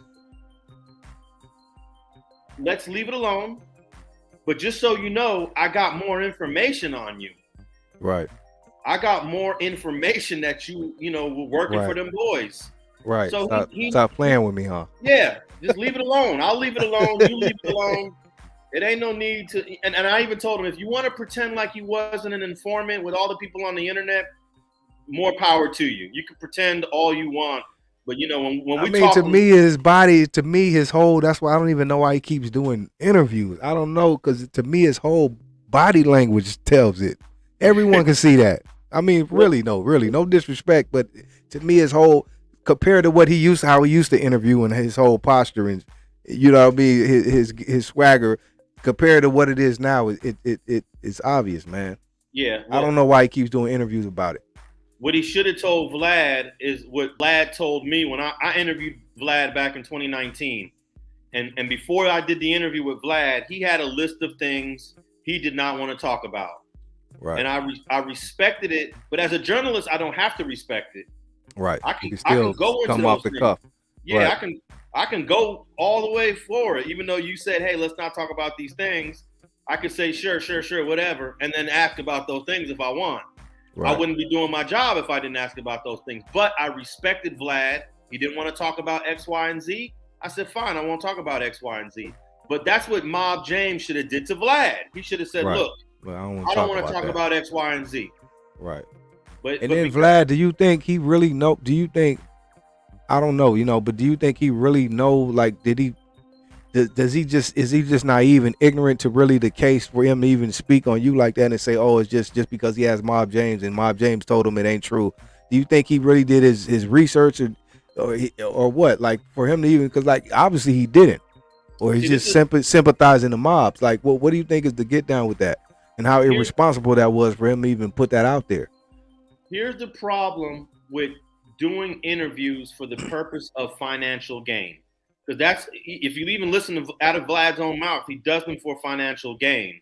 Right. I do interviews. I'm a filmmaker, and I do it for the culture. I do it for the passion of the topic. I don't do it for financial gain. Right. I worked on a documentary called Bastards of the Party, and I didn't make a whole lot. I made just a little bit of money. Right. Which was that was a classic. Yeah. So here's the problem. Great documentary. Shout out to Bone. Shout out to Bone. That's the homeboy right there. When you're doing interviews for financial gain only, your judgment becomes clouded.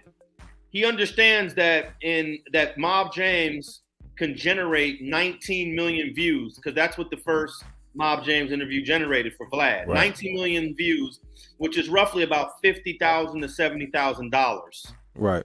So he's looking at Mob James as a financial gain. Mob James is looking at Vlad as a financial gain too, because you're paying me $2,000 or $3,000 to be here. Right. So because there's so much of a financial investment in that interview, the judgments are clouded. No one's thinking intelligently. Right. In fact, Vlad never even looked at the paperwork.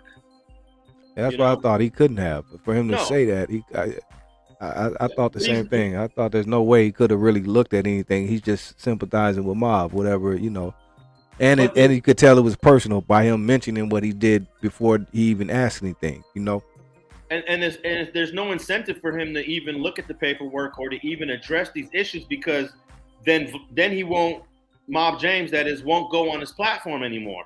Right. And he makes a lot of money off of the Mob James interview. Right. So it was best for him not even to speak on that. If he did speak on it, just say, like you said, oh, we heard, but we're not going to go into that or something, but that was pretty, for him to say that in the first part of the interview and discredit you, and obviously him look crazy because he obviously hasn't seen the paperwork or anything. It's obviously he was sympathizing with Mob James, and he had an issue with you, but those are the things I don't like, again, about his platform, man. And it's just so, like you say, watered down now to where it's obvious, man. You're just trying to create content. You'll sit down with somebody and opposed to talking about what you need to talk about, music or whatever. You just gossiping and just talking a bunch of like, you know, barbershop female talk, bro. And it's like, I don't know, but whatever. But thing I want to ask you about briefly before we get out of here, that recently the Nipsey Hussle trial. Salute to you for even covering it and doing it how you did. You were definitely one of the only ones really covering it, and that was a surprise. Like you said, I would have expected more people to be covering it, but you covered it extensively. Was there every day. Definitely got some great shots, and one of the first to break the photo of Eric Holder, and then, you know, a lot of things you did, you know, had Cowboy, and, you know, this was just not only, it was just great for you to cover it, bro, and we appreciate that, because I really do, because I had a lot of love for Nip, you know, but also I seen that this brought you a lot of new, because people are interested in Nip, and for you to be the one covering it, that brought a lot of traffic to you as well, and a lot of new people and followers. So how was that experience for you, and how did you feel about that? Well, it kind of surprised me. I don't do a lot of lives, so I decided one day to, rather than pre-record an update on the trial, I said, let me just go live and talk about the trial. Right. And, you know, to have like 2,000 people in the room, you know, tapping in with my updates was incredible. I was just like, wow. I usually get like 400 or 500 people in the room, maybe. Right. But to get 2,000, and that was every single day doing those lives, I was like, wow, I didn't really realize the interest in the case, you know, because the actual trial itself was empty, right. You know. So I just thought everybody forgot about the whole thing. Was that shocking to you? Hold up. Sorry to cut you off. I just want to briefly, was that shocking to you that no one was there? What did you credit that to? That did you think maybe because they seen other people weren't there, so other people say, well, okay, we're not going to, once they see the family and certain people, you think that has something to do with it, but with no one like to be there, COVID, like what do you think can attribute to that? You know what? I really have to think about it, because I was talking to the detective that investigated the whole murder, and he was prepared for like a whole bunch of Crips to be coming. He was prepared for the courts to be crowded. They had usually a homicide trial has 2 deputies in there. They had 4 and 5 deputies in there. You know, they were ready, and it was no one showed up. In fact, I covered the Oscar Grant trial 10 years ago, which was up in Oakland, but they had to change the venue and they had the trial here in LA. Right. There were more people at the Oscar Grant trial than there were for Eric Holder killing Nipsey. That's just weird though. I don't know what to attribute that to. I don't know. You know what I mean? Why do you think that? I don't know. Maybe because the family announced early on, Black Sam announced that they weren't even going to be attending. So everyone else just followed suit. So maybe that turned, maybe. I don't know. I was surprised. And even the media stopped showing up. The very first day, I think there were about 15 media representatives. There was a couple of days where it was only 5. You know what I thought about, Alex? Do you think that people just already automatically thought there's nothing to see here? We know he's on camera. You know what I mean? Like, we already know it's gonna be a guilty. Like you think people kind of thought that too? We'll just wait for the verdict, because it's like we already know what it is. He's gonna be found guilty. Yeah, it could be, and maybe that's the reason why Oscar Grant trial had more people in it, because that was a cop that killed Oscar Grant, and everyone wanted to know, is this cop gonna be found guilty? And maybe that generated a lot more interest than Eric Holder, you know, killing Nip, because everybody already knew he did it. It was all, you know, it was all pretty much on camera. But actually, the Oscar Grant shooting, that was on camera too. You know, it was on camera too. But yeah, I was a little surprised that there was a lack of media and a lack of family and just a lack of public interest. Because even at the Oscar Grant trial, there were people outside with signs. There were people, you know, protesting. And then I remember I came out the courthouse one day and I saw a whole bunch of people on the steps of City Hall. And I was like, oh, there they go. There go all the Nipsey fans. And I walked over there and it was Abortion's Right rally that was going on at City Hall. So I was like, oh, man, this is crazy. But I mean, do you think people were just like over it? Or do you think, again, it just they just knew it was going to be a quick trial? Or even the homie Paul, LA Times said, well, people probably didn't know, Alex, and once they saw you, they realized they didn't have to go. They could just watch street TV. Well, yeah. There was definitely an interest on it on the lives that I did. And, you know, on the lives, I was telling people if they're local, show up to court because this court is open to the public. And if you think that there's something crazy or, you know, mysterious going on, come down. And do you know that actually 3 people came to the trial from me inviting them on the lives? And they came up to me, you know, and said, hey, I came because you said we can come. Right. So, yeah. So a lot of people probably just didn't know. You know what I mean? Maybe. Because I think even so, I think you would have had more people if they knew, even just onlookers and tourists and people not even from LA would have came and would have bombarded the courthouse if they would have knew they could have. You know what I mean? Because you could just see that from, you know, whenever at the store. It's just like it's just a tourist attraction now.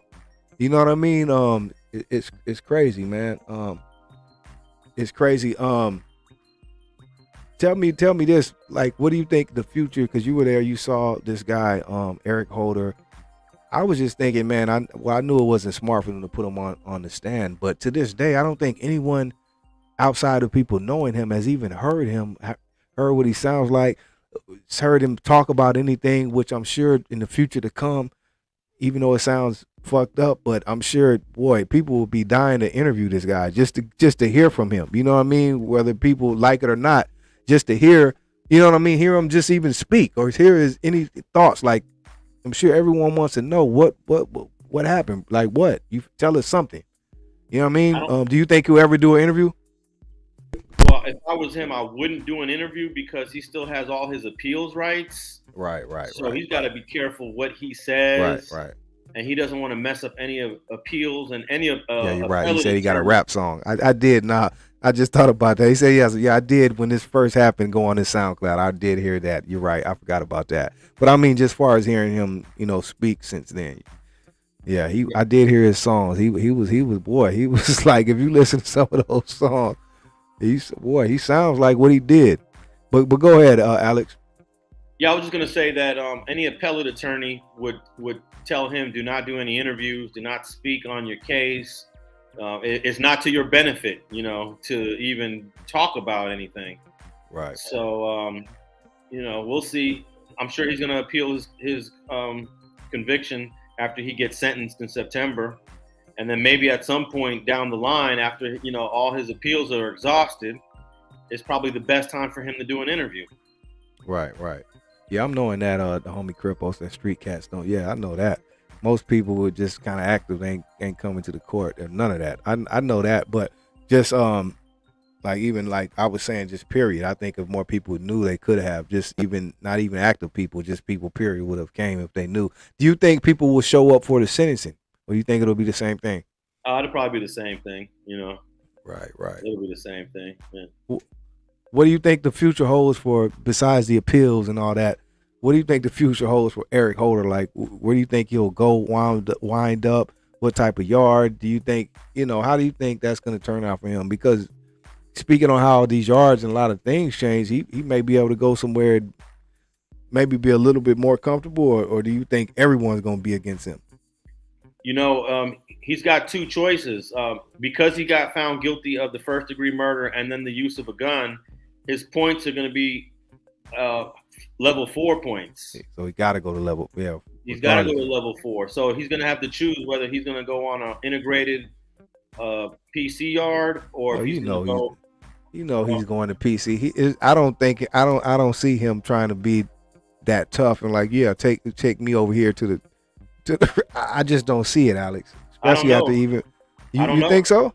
I think there's a chance because we don't know what his level of thinking is yet. Right. I know some. We don't know what's going on with him. You're right. I know some dudes that went on the GP yard that we thought were going to PC, and when they got there, they fought.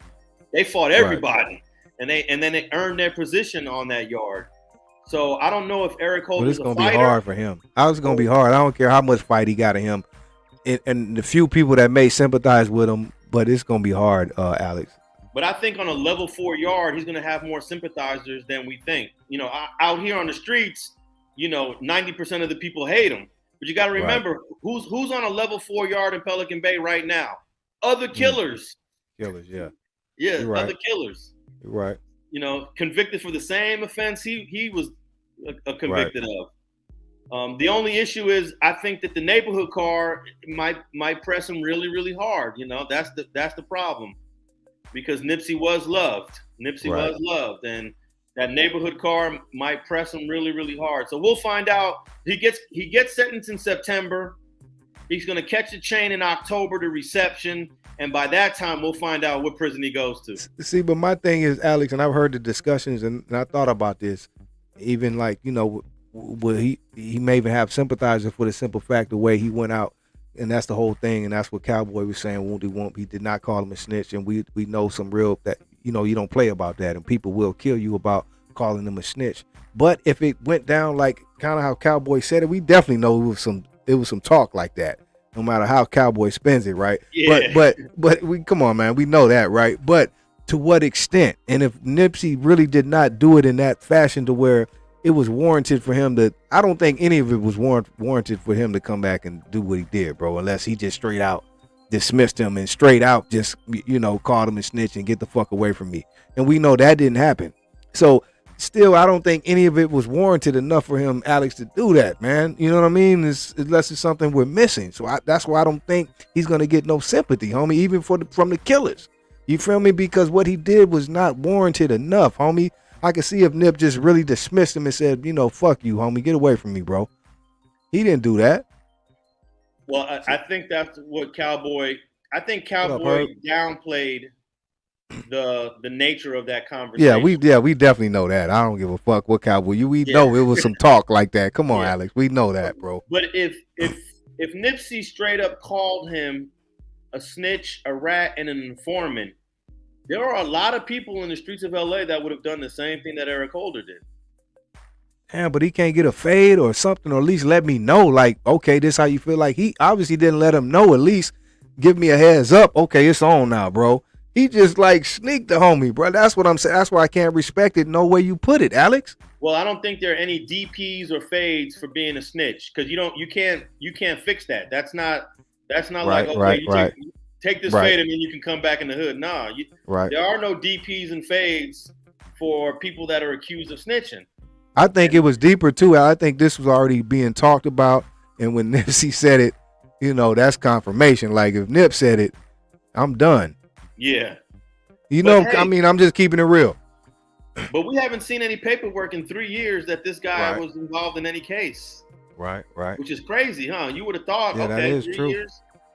But the thing I've been digging a little bit, and I don't know if you've been peeping this other interview with this other guy who claims, well, he's not claiming, he is his big homie, the big homie too, the dude Brick Baby, who's been running around here.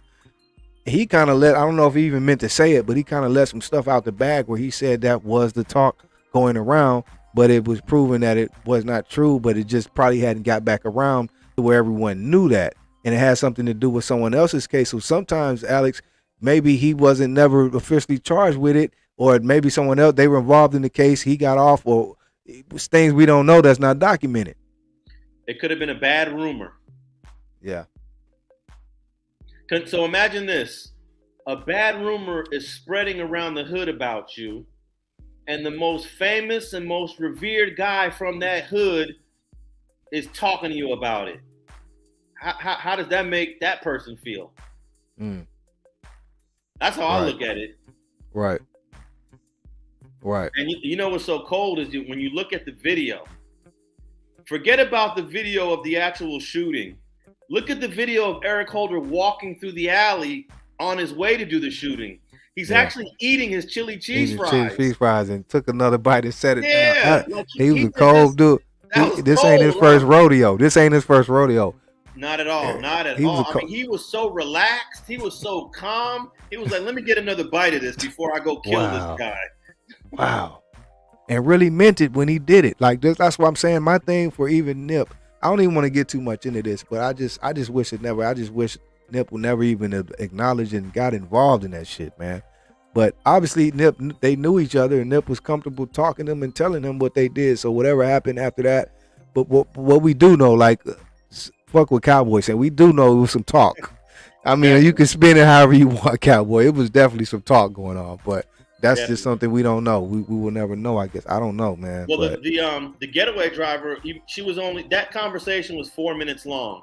The getaway driver heard 1 minute of the conversation, and she basically said it was messy, and she heard the word snitch, and she took her picture and got out of there as quick as possible. Right. That was key because she did say it was snitch talk. So I don't know why. My thing is, I don't know why See, that's the thing is messing me up because he said he only did it just to do that part, but now you got yourself in a whole nother mix, and that may not still be the case. So I don't know what. I'm not gonna get on Cowboy. I'm gonna leave Cowboy alone. But that's kind of, I don't know, that's a weird part of the spectrum, man. We just don't know. Here's my reason why Cowboy said what he said, because at the end of the day, he knows that snitching allegations can get you killed. Grounds to get him killed. Yeah. And he wants to protect Nipsey Hussle's name and his legacy. Right. I understand that they were very close. They were very close. He doesn't want to give Eric Holder a reason why he did what he did. Right. So, I got you. Yeah. That makes sense. I got you on that. The homie LA Times, I guess to flip the switch a bit, going to the Vegas thing. He said, Alex, any truth to Vegas investigation into Keefe D recently? What Reggie been talking about? That is true. Yeah, it is true. Reggie Wright Jr. already spoke on this. That's why Keefe been quiet lately. He ain't been popping up lately. I noticed that shit. If you guys ever tap in with Reggie Wright Jr., I think he spoke on this a couple of times in the last month or so, that investigators are knocking on a whole lot of people's doors about the Tupac murder in Vegas. And these are Vegas investigators. So, we'll see what happens. We'll see if there's an arrest. I thought the feds were going to come in and investigate, but no, it's the state of Nevada investigating. Because they're probably getting tired of hearing so much now. Like, man, we got to do something on. Especially if it's just right there handed to him. I don't know if Keefe just keeps. I don't know why he would do that, but hey. Well, he wrote that book where he actually said Tupac pulled a gun out. Did you read the Keefe D book? No, I didn't read it, but I did hear about that excerpt from the book that he pulled a gun first. That's why they. Come on, man. His co-author sent me a copy of the book before it came out, and they asked me would I write like a little blurb on the cover, and I was like, immediately I was like, I don't know, because Keefe D kind of told. I don't want to be associated with Keefe D, but the co-author was someone I really respected. His name is Yusef Jah. He had wrote this incredible book back in the day called Crips and Bloods back in 1995. Okay. So when Yusef Jah hit me up, I was like, all right, send me the copy of the book. So he sent me the copy, and I'm reading. And then once I got to the part where he said Tupac had a gun, I stopped reading. I said, there's no way I'm going to write a blurb for this book. It ain't gonna happen. Hey, I gotta plug my laptop and wait up. Okay, we're gonna get ready to end it in a minute. Because I know I've had the homie Alex, but this is a great conversation, man. Shout out to everyone out there. Big Paul, what up? Seen that interview you did with Big Joe too. That was good. So any last questions anyone wants to ask Alex, I'll ask them because we're gonna get out of here. I ain't gonna hold you, Alex. I know it's we've been on here a couple hours, but it's been a great conversation, man. We covered a lot. We definitely covered a lot. Let me see if there's something else I want to ask you. Oh yeah, another thing I want to commend you on the branching out the things you've been doing lately, especially like getting with the homie Spider for his podcast Facts Over Feelings. But not only do you have that, you have the thing with FG, and I know you had the other little homie from Fruit Town, and you got things going on. Tell us what's going on with the whole street TV kind of conglomerate thing. What you got going on with what you're trying to do here? Well, I'm trying to get more into the podcast space. The podcast space is an uncharted territory. There's like there's over 100 million YouTube channels. There's tens of millions of websites, but there's only just over 1 million podcasts, which really is a small number compared to all the other stuff that we got going on the internet. There's millions of YouTube channels, but there's only about when I checked about 4 or 5 months ago, there's only like 1 million podcasts. So this is an opportunity to really get into some new space while it's still young.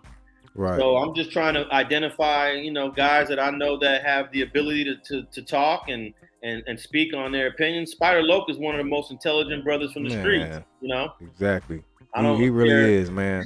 He really is. And I'm His glad you tapped vocabulary into him. Yeah, you is tapped into him incredible. early with early interviews you've done. But yeah, I think the same thing, man. Like Spider's one of them ones. A lot of people, it'll be hard. Like you may even go in not liking him or finding a reason not to like him. But once you listen to him, man, he got you. You know what I'm saying? So yeah, I think he has a great future and he's doing great things with his page, man. Spider just took it to a whole nother level over there with his own little thing, the Black Box, man. And that's my guy, man. I'm proud of him. I know he's had some recent things going on too, neighborhood issues, but I'm glad they got that cleared up. You know what I mean? Because that could have went left. So that's another great thing. So salute to Spider Loke, man. The Black Box and Facts Over Feeling podcast. We got a new episode coming soon. Yeah, in fact, it might come tomorrow morning. We got Lupe, Crip Max. Oh, okay, Lupe. Crip, what up, bro? Neighborhood, bro. Yeah, neighborhood, bro. Neighborhood, bro. Yeah, we're gonna drop that one. What up, Big Herb? Probably tomorrow. Okay, that's what's up. Facts Over Feelings. People tap into that podcast right here on Street TV. Homie Spider Loke doing his thing, and tap into the Black Box, his page too. Yeah, so that's about it, Alex. I don't want to hold you. Anything else you want to speak on or let the people know that we did not address? Oh man, I appreciate you inviting me on. I think we've been going back and forth and chopping it up and talking for a few years actually. Yes, sir. Years, bro. Yeah. Yeah. Thank you, man, for coming on too, man, and thank you for all you do, Alex. I've been following you for many years, brother. You know what I mean? And not only with this internet, with the YouTube thing, but I'm talking about like the forum days, because it used to be so hard to get in there and become a member and all that. But I used to like that forum because that was real shit right there, uncut.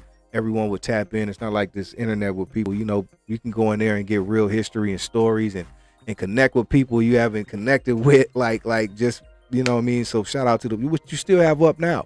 You can go and check it if you tap in, if you know how to tap into it. You know, the forum Street Gangs forum. It comes up a lot when you do searches on stuff. When I'm doing searches on things, it brings me back to my own forum. You know. Right. So yeah, there's over like 300. He was ahead of your time with that. Over 300,000 posts on there. I think it's 360,000 posts on there. You know, it's a lot. And it's so dope because you could all you gotta type in, you'll find something from any neighborhood probably you want to find out about is something there in that forum, and it's great because you see people engage, and you'll find just going to that forum or that page with this little neighborhood is people interact and you get history from there. So it's just a great Street Gangs forum is great, and it's been around for years. So tap into that. A lot of forums have been losing traffic due to the popularity of social media. Right. So yeah, I was reading an article that a lot of the forums don't get the traffic, but you know, Reddit is kind of dominating in this forum space. Because you go there and get anything you could tap into everything from there, right? Yeah. A lot of my content ends up like in a link on Reddit, which is cool, but it just goes to show you like Reddit is probably the top place to get forum related type of reading. Right. They say Alex. Yeah, he is on Spotify. The podcast is on all digital platforms: Spotify, iTunes, all the platforms is there. Just type in Streets and Scholars. Streets and Scholars. If you're looking for Spider Loke, type in Facts Over Feelings. If you're looking for J Stone Root, type in Town Business. They're all on all the podcast platforms. I'll make sure I'm on. Oh, okay. That's another thing I want to ask you. Speaking on, since we spoke on this earlier, and I got a lot of my people on here are Rasa homies. Do you have any? Is there any people like I know you've done a lot with? I know you have to have a relationship with people. You're not gonna just you can come do a podcast. But I know you had a relationship with a few people, even like my homeboy Isaac. But do you see yourself connecting with any brown homies to maybe do some more collaborations or a podcast? The first guy that I wanted to collaborate with and I thought would do great on a podcast was American Cholo. Yeah. But American Cholo started doing his own thing, and he really doesn't need me, you know. Right, right. But yeah, I looked at American Cholo. There's a couple other guys, but we might have something coming soon. But yeah, definitely, that's something I would love to do. Also, I would love to start bringing in some females and getting female perspective on stuff, because we need that. We need the that. podcast space is dominated by males. It's like, I believe it's something like 75% male. So there's definitely a need for more women. And if you notice on Jay Stone Rue's channel, we usually have a lot of female guests. Even Spider, the last couple interviews he had with the chick from his DUI class, that was pretty good, you know? So it's always good to have a woman's touch, man. Even Spider, remember back when he first started his black box, he had a little female with him, but they got into it and that shit ended ugly. But that was pretty dope, you know what I mean? So it's always good to have a female involved, for sure. Yeah, I think the male-female duo in a podcast space can be a successful blueprint if you got the right two people. Yeah, for sure. It has to work. So yeah, that's what's up. So that's what's up, Alex. I ain't gonna hold you, man. Thank you again, brother, for coming on my show, man. Everybody, the legendary gang historian, teacher, professor. I found out tonight he's a realtor. How do you say that? Realtor or in the real estate? You're a realtor. I would say I've been a landlord. A tycoon. I've been a landlord for multiple buildings over the years. I actually had a building in New Orleans after Hurricane Katrina happened. I went and bought property out there back in 2006, in early 2006. Yeah. That's dope, man.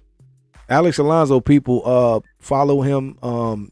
Tell them your pages. Do you just go under Street TV, or do you have your own Alex Alonso? I was tagging you on that. I don't think you're really on that. Or is it just Street TV or what? I'm on all of them. You can hit me up on Instagram and street.television. There is a website called streettv.net that's under construction, but you can go there and link to the latest interviews, videos. And streetgangs.com is still there. I posted a couple of Eric Holder articles on the streetgangs.com website, and you could just tap in with me even on Twitter, Facebook, and Instagram. Right, that's what's up. Alex Alonso, and I thought that was cold, that the video you put with the Master Burger. Just watching that whole thing, man, is crazy just to see how that just folded, bro, and to see, like you said, how calm he would. Dude was a cold dude. But it was a trip to see Buddy in the store, though. The dude that was ordering his burger, he was looking like, what the hell? That whole video was crazy, man. That guy actually testified in the trial. That guy. Oh, really? His name was Christian Johnson. He was like the second witness. I think he testified after Cowboy. Cowboy was the first witness, and they brought in Christian. Christian was just some square dude that just stopped through to get some fries. It looked like that really traumatized him too. You could tell he was traumatized by that, man. Yeah, I'm sure that probably messed him up. Hey, that guy was traumatized for real, because he cried when he was testifying on the stand, because he walked out and he said he saw Nipsey Hussle on the ground pretty much dying in front of him, and he was a Nipsey Hussle fan. So imagine you're a fan of somebody, you go to some random place to get something to eat because he's not from that area. He just stopped by, and then a guy you're a fan of gets gunned down right in front of you. Right in front of you, yeah. It's crazy what Christian Johnson had to go through. Hey, one more thing, and I'm gonna let you go, Alex, because we're speaking on Nip, like Spider say, the Keyway Christ, right? Tell us, man, just briefly, briefly, man, because you got to see Nip early and interview him, man. I remember those interviews on the rooftop or somewhere you were, but tell us, man, just what you seen in Nip. I'm sure, like everyone else, seen something in him, but what did you see from him, and then to see him grow, and to see him from when you did to what he was able to do, and even to his passing, the whole city came out. Like, what? Just tell us your interaction with Nip and what did you see in him? Hey, the day I met Nipsey Hussle, the day I met him. The very first day I met him, I said, this guy is going to be a star. Wow. In fact, I was working on a documentary for A&E at the time. This was 2007. Right. And I met him, and you know who introduced me to Nipsey Hussle? Oh. Kev Mack. Wow. Shout out to Kev Mack, man. I was chilling with Kev Mack. Back in the day, me and Kev Mack actually used to hang tough. People don't know that, We used to hang tough. So Kev Mack actually had a little smoke shop on Slauson. So I pulled up at the smoke shop, and he had like a couch and a nice little lounge area. Right. I'm just sitting there, sitting down, and we would do all kind of stuff. We would look at pictures of graffiti, but I'm sitting on the couch lounging, and this tall, skinny brother comes walking in with long ass braids, and he gives me a CD, Bullets Ain't Got No Name, Volume 1, and I still have it to this day. Wow. And when I met him that day, I was working on the documentary with A&E, and I said to myself, yo, this guy would be great for the documentary that I'm doing. Right. And I went back to the producers and I said, hey, I met this rapper from 60s. This guy got star written all over. I want to get him on. And it was an issue with even trying to get an interview with him in 2007. I was like, damn, man, can I get an interview with the brother so I can do a screen test with him and take it back to A&E? And I couldn't get the interview with him. You know, it was so much politics back then. That's a whole nother story. That's a whole nother story. I can't get into the specifics of that right now. Well, I know you always say that you don't want to talk, so I don't know, whatever happened is something, but yeah, it was just they were guarding Nipsey Hussle's career. He was being well guarded, you know. Right. So I was like, all right, they don't want to do the video, they don't want to do the interview, no problem. And then in 2009, I get a call and say, hey, you still want to interview Nipsey Hussle? I'm like, hell yeah, let's do it. Right. So that's when we did the rooftop interview. Okay. In 2009, and that was my old office that I had, which that building got demolished because they're building the train. But we did that rooftop video, and everybody was there. You can't see them off camera, but everybody was there. I had Benny Boom, the director. Tupac. Yeah. Yeah, he was there. Big U was there. Jasmine Canick, who's a political commentator, she was there. I don't know how I got all these people. I called Benny Boom up and said, "Hey, man, I'm about to interview the next biggest rapper coming out of LA." You know, so it was a big interview for me because I knew he was going to be a star. In fact, my cameraman that day was a brother named Gregory Everett. Rest in peace. He died from COVID, but he did the film 41st and Central, which was the history of the Black Panther Party in LA. Right. So he's my cameraman that day, Gregory Everett. And I tell Gregory Everett, man, you see that guy over there? And he's like, yeah, you talking about Nipsey Hussle? I'm like, yeah, that dude Nipsey Hussle. We about to interview him. And I told Gregory, I said, this guy's going to be a star. And Gregory Everett, a.k.a. G-Bone, said, nah, I don't see it. I said, nah, I promise you this didn't. So I wish he was alive. I actually told him, before he passed, I was like, you was wrong about Nipsey. Right. But he didn't believe Nipsey had what it took to be the next big rap star out of LA. And I said, nah, this dude got everything. He got the looks. He's got the height. Man, when I met him and he walked in, he was gang banged out. I was like, this guy got the swag. So, yeah, man, that's back in the day. Shout out to back in the day. Damn. Gone too soon, man. Man. But that's about it, Alex, man. I don't want to hold you again. Thank you, man, brother, so much, man. It was a great conversation, man. I appreciate it. We covered a lot of ground. You know what I mean? Talked about a lot of great things, man. I really appreciate you, bro. Keep on trailblazing, man. You know what I mean? We follow you, and we're riding right along with you, man. And everything you got coming. I don't know what the limit is for you, because I know you could do so many things. It's probably up to you what you want to do, but I just want to be here to witness it. So, we'll be rocking with you, brother. And, keep up the great work. Man, I appreciate all the kind words and all the support, man. And anytime you want to tap in with me, just hit me up, man. Anytime. Yes, sir. Alex Alonso, people, thank you again, brother. And good night. Thanks, everyone who tapped in. Shout out to our producer, DD Hairston. All the people will be back tomorrow night with DD Show conversations. And then we'll be back on Sunday night for Oldies Rule Forever, rated #1 Sunday night. Shout out to everyone who tapped in. Love y'all. Thank you, people. Peace and love. We're out. Have a great weekend.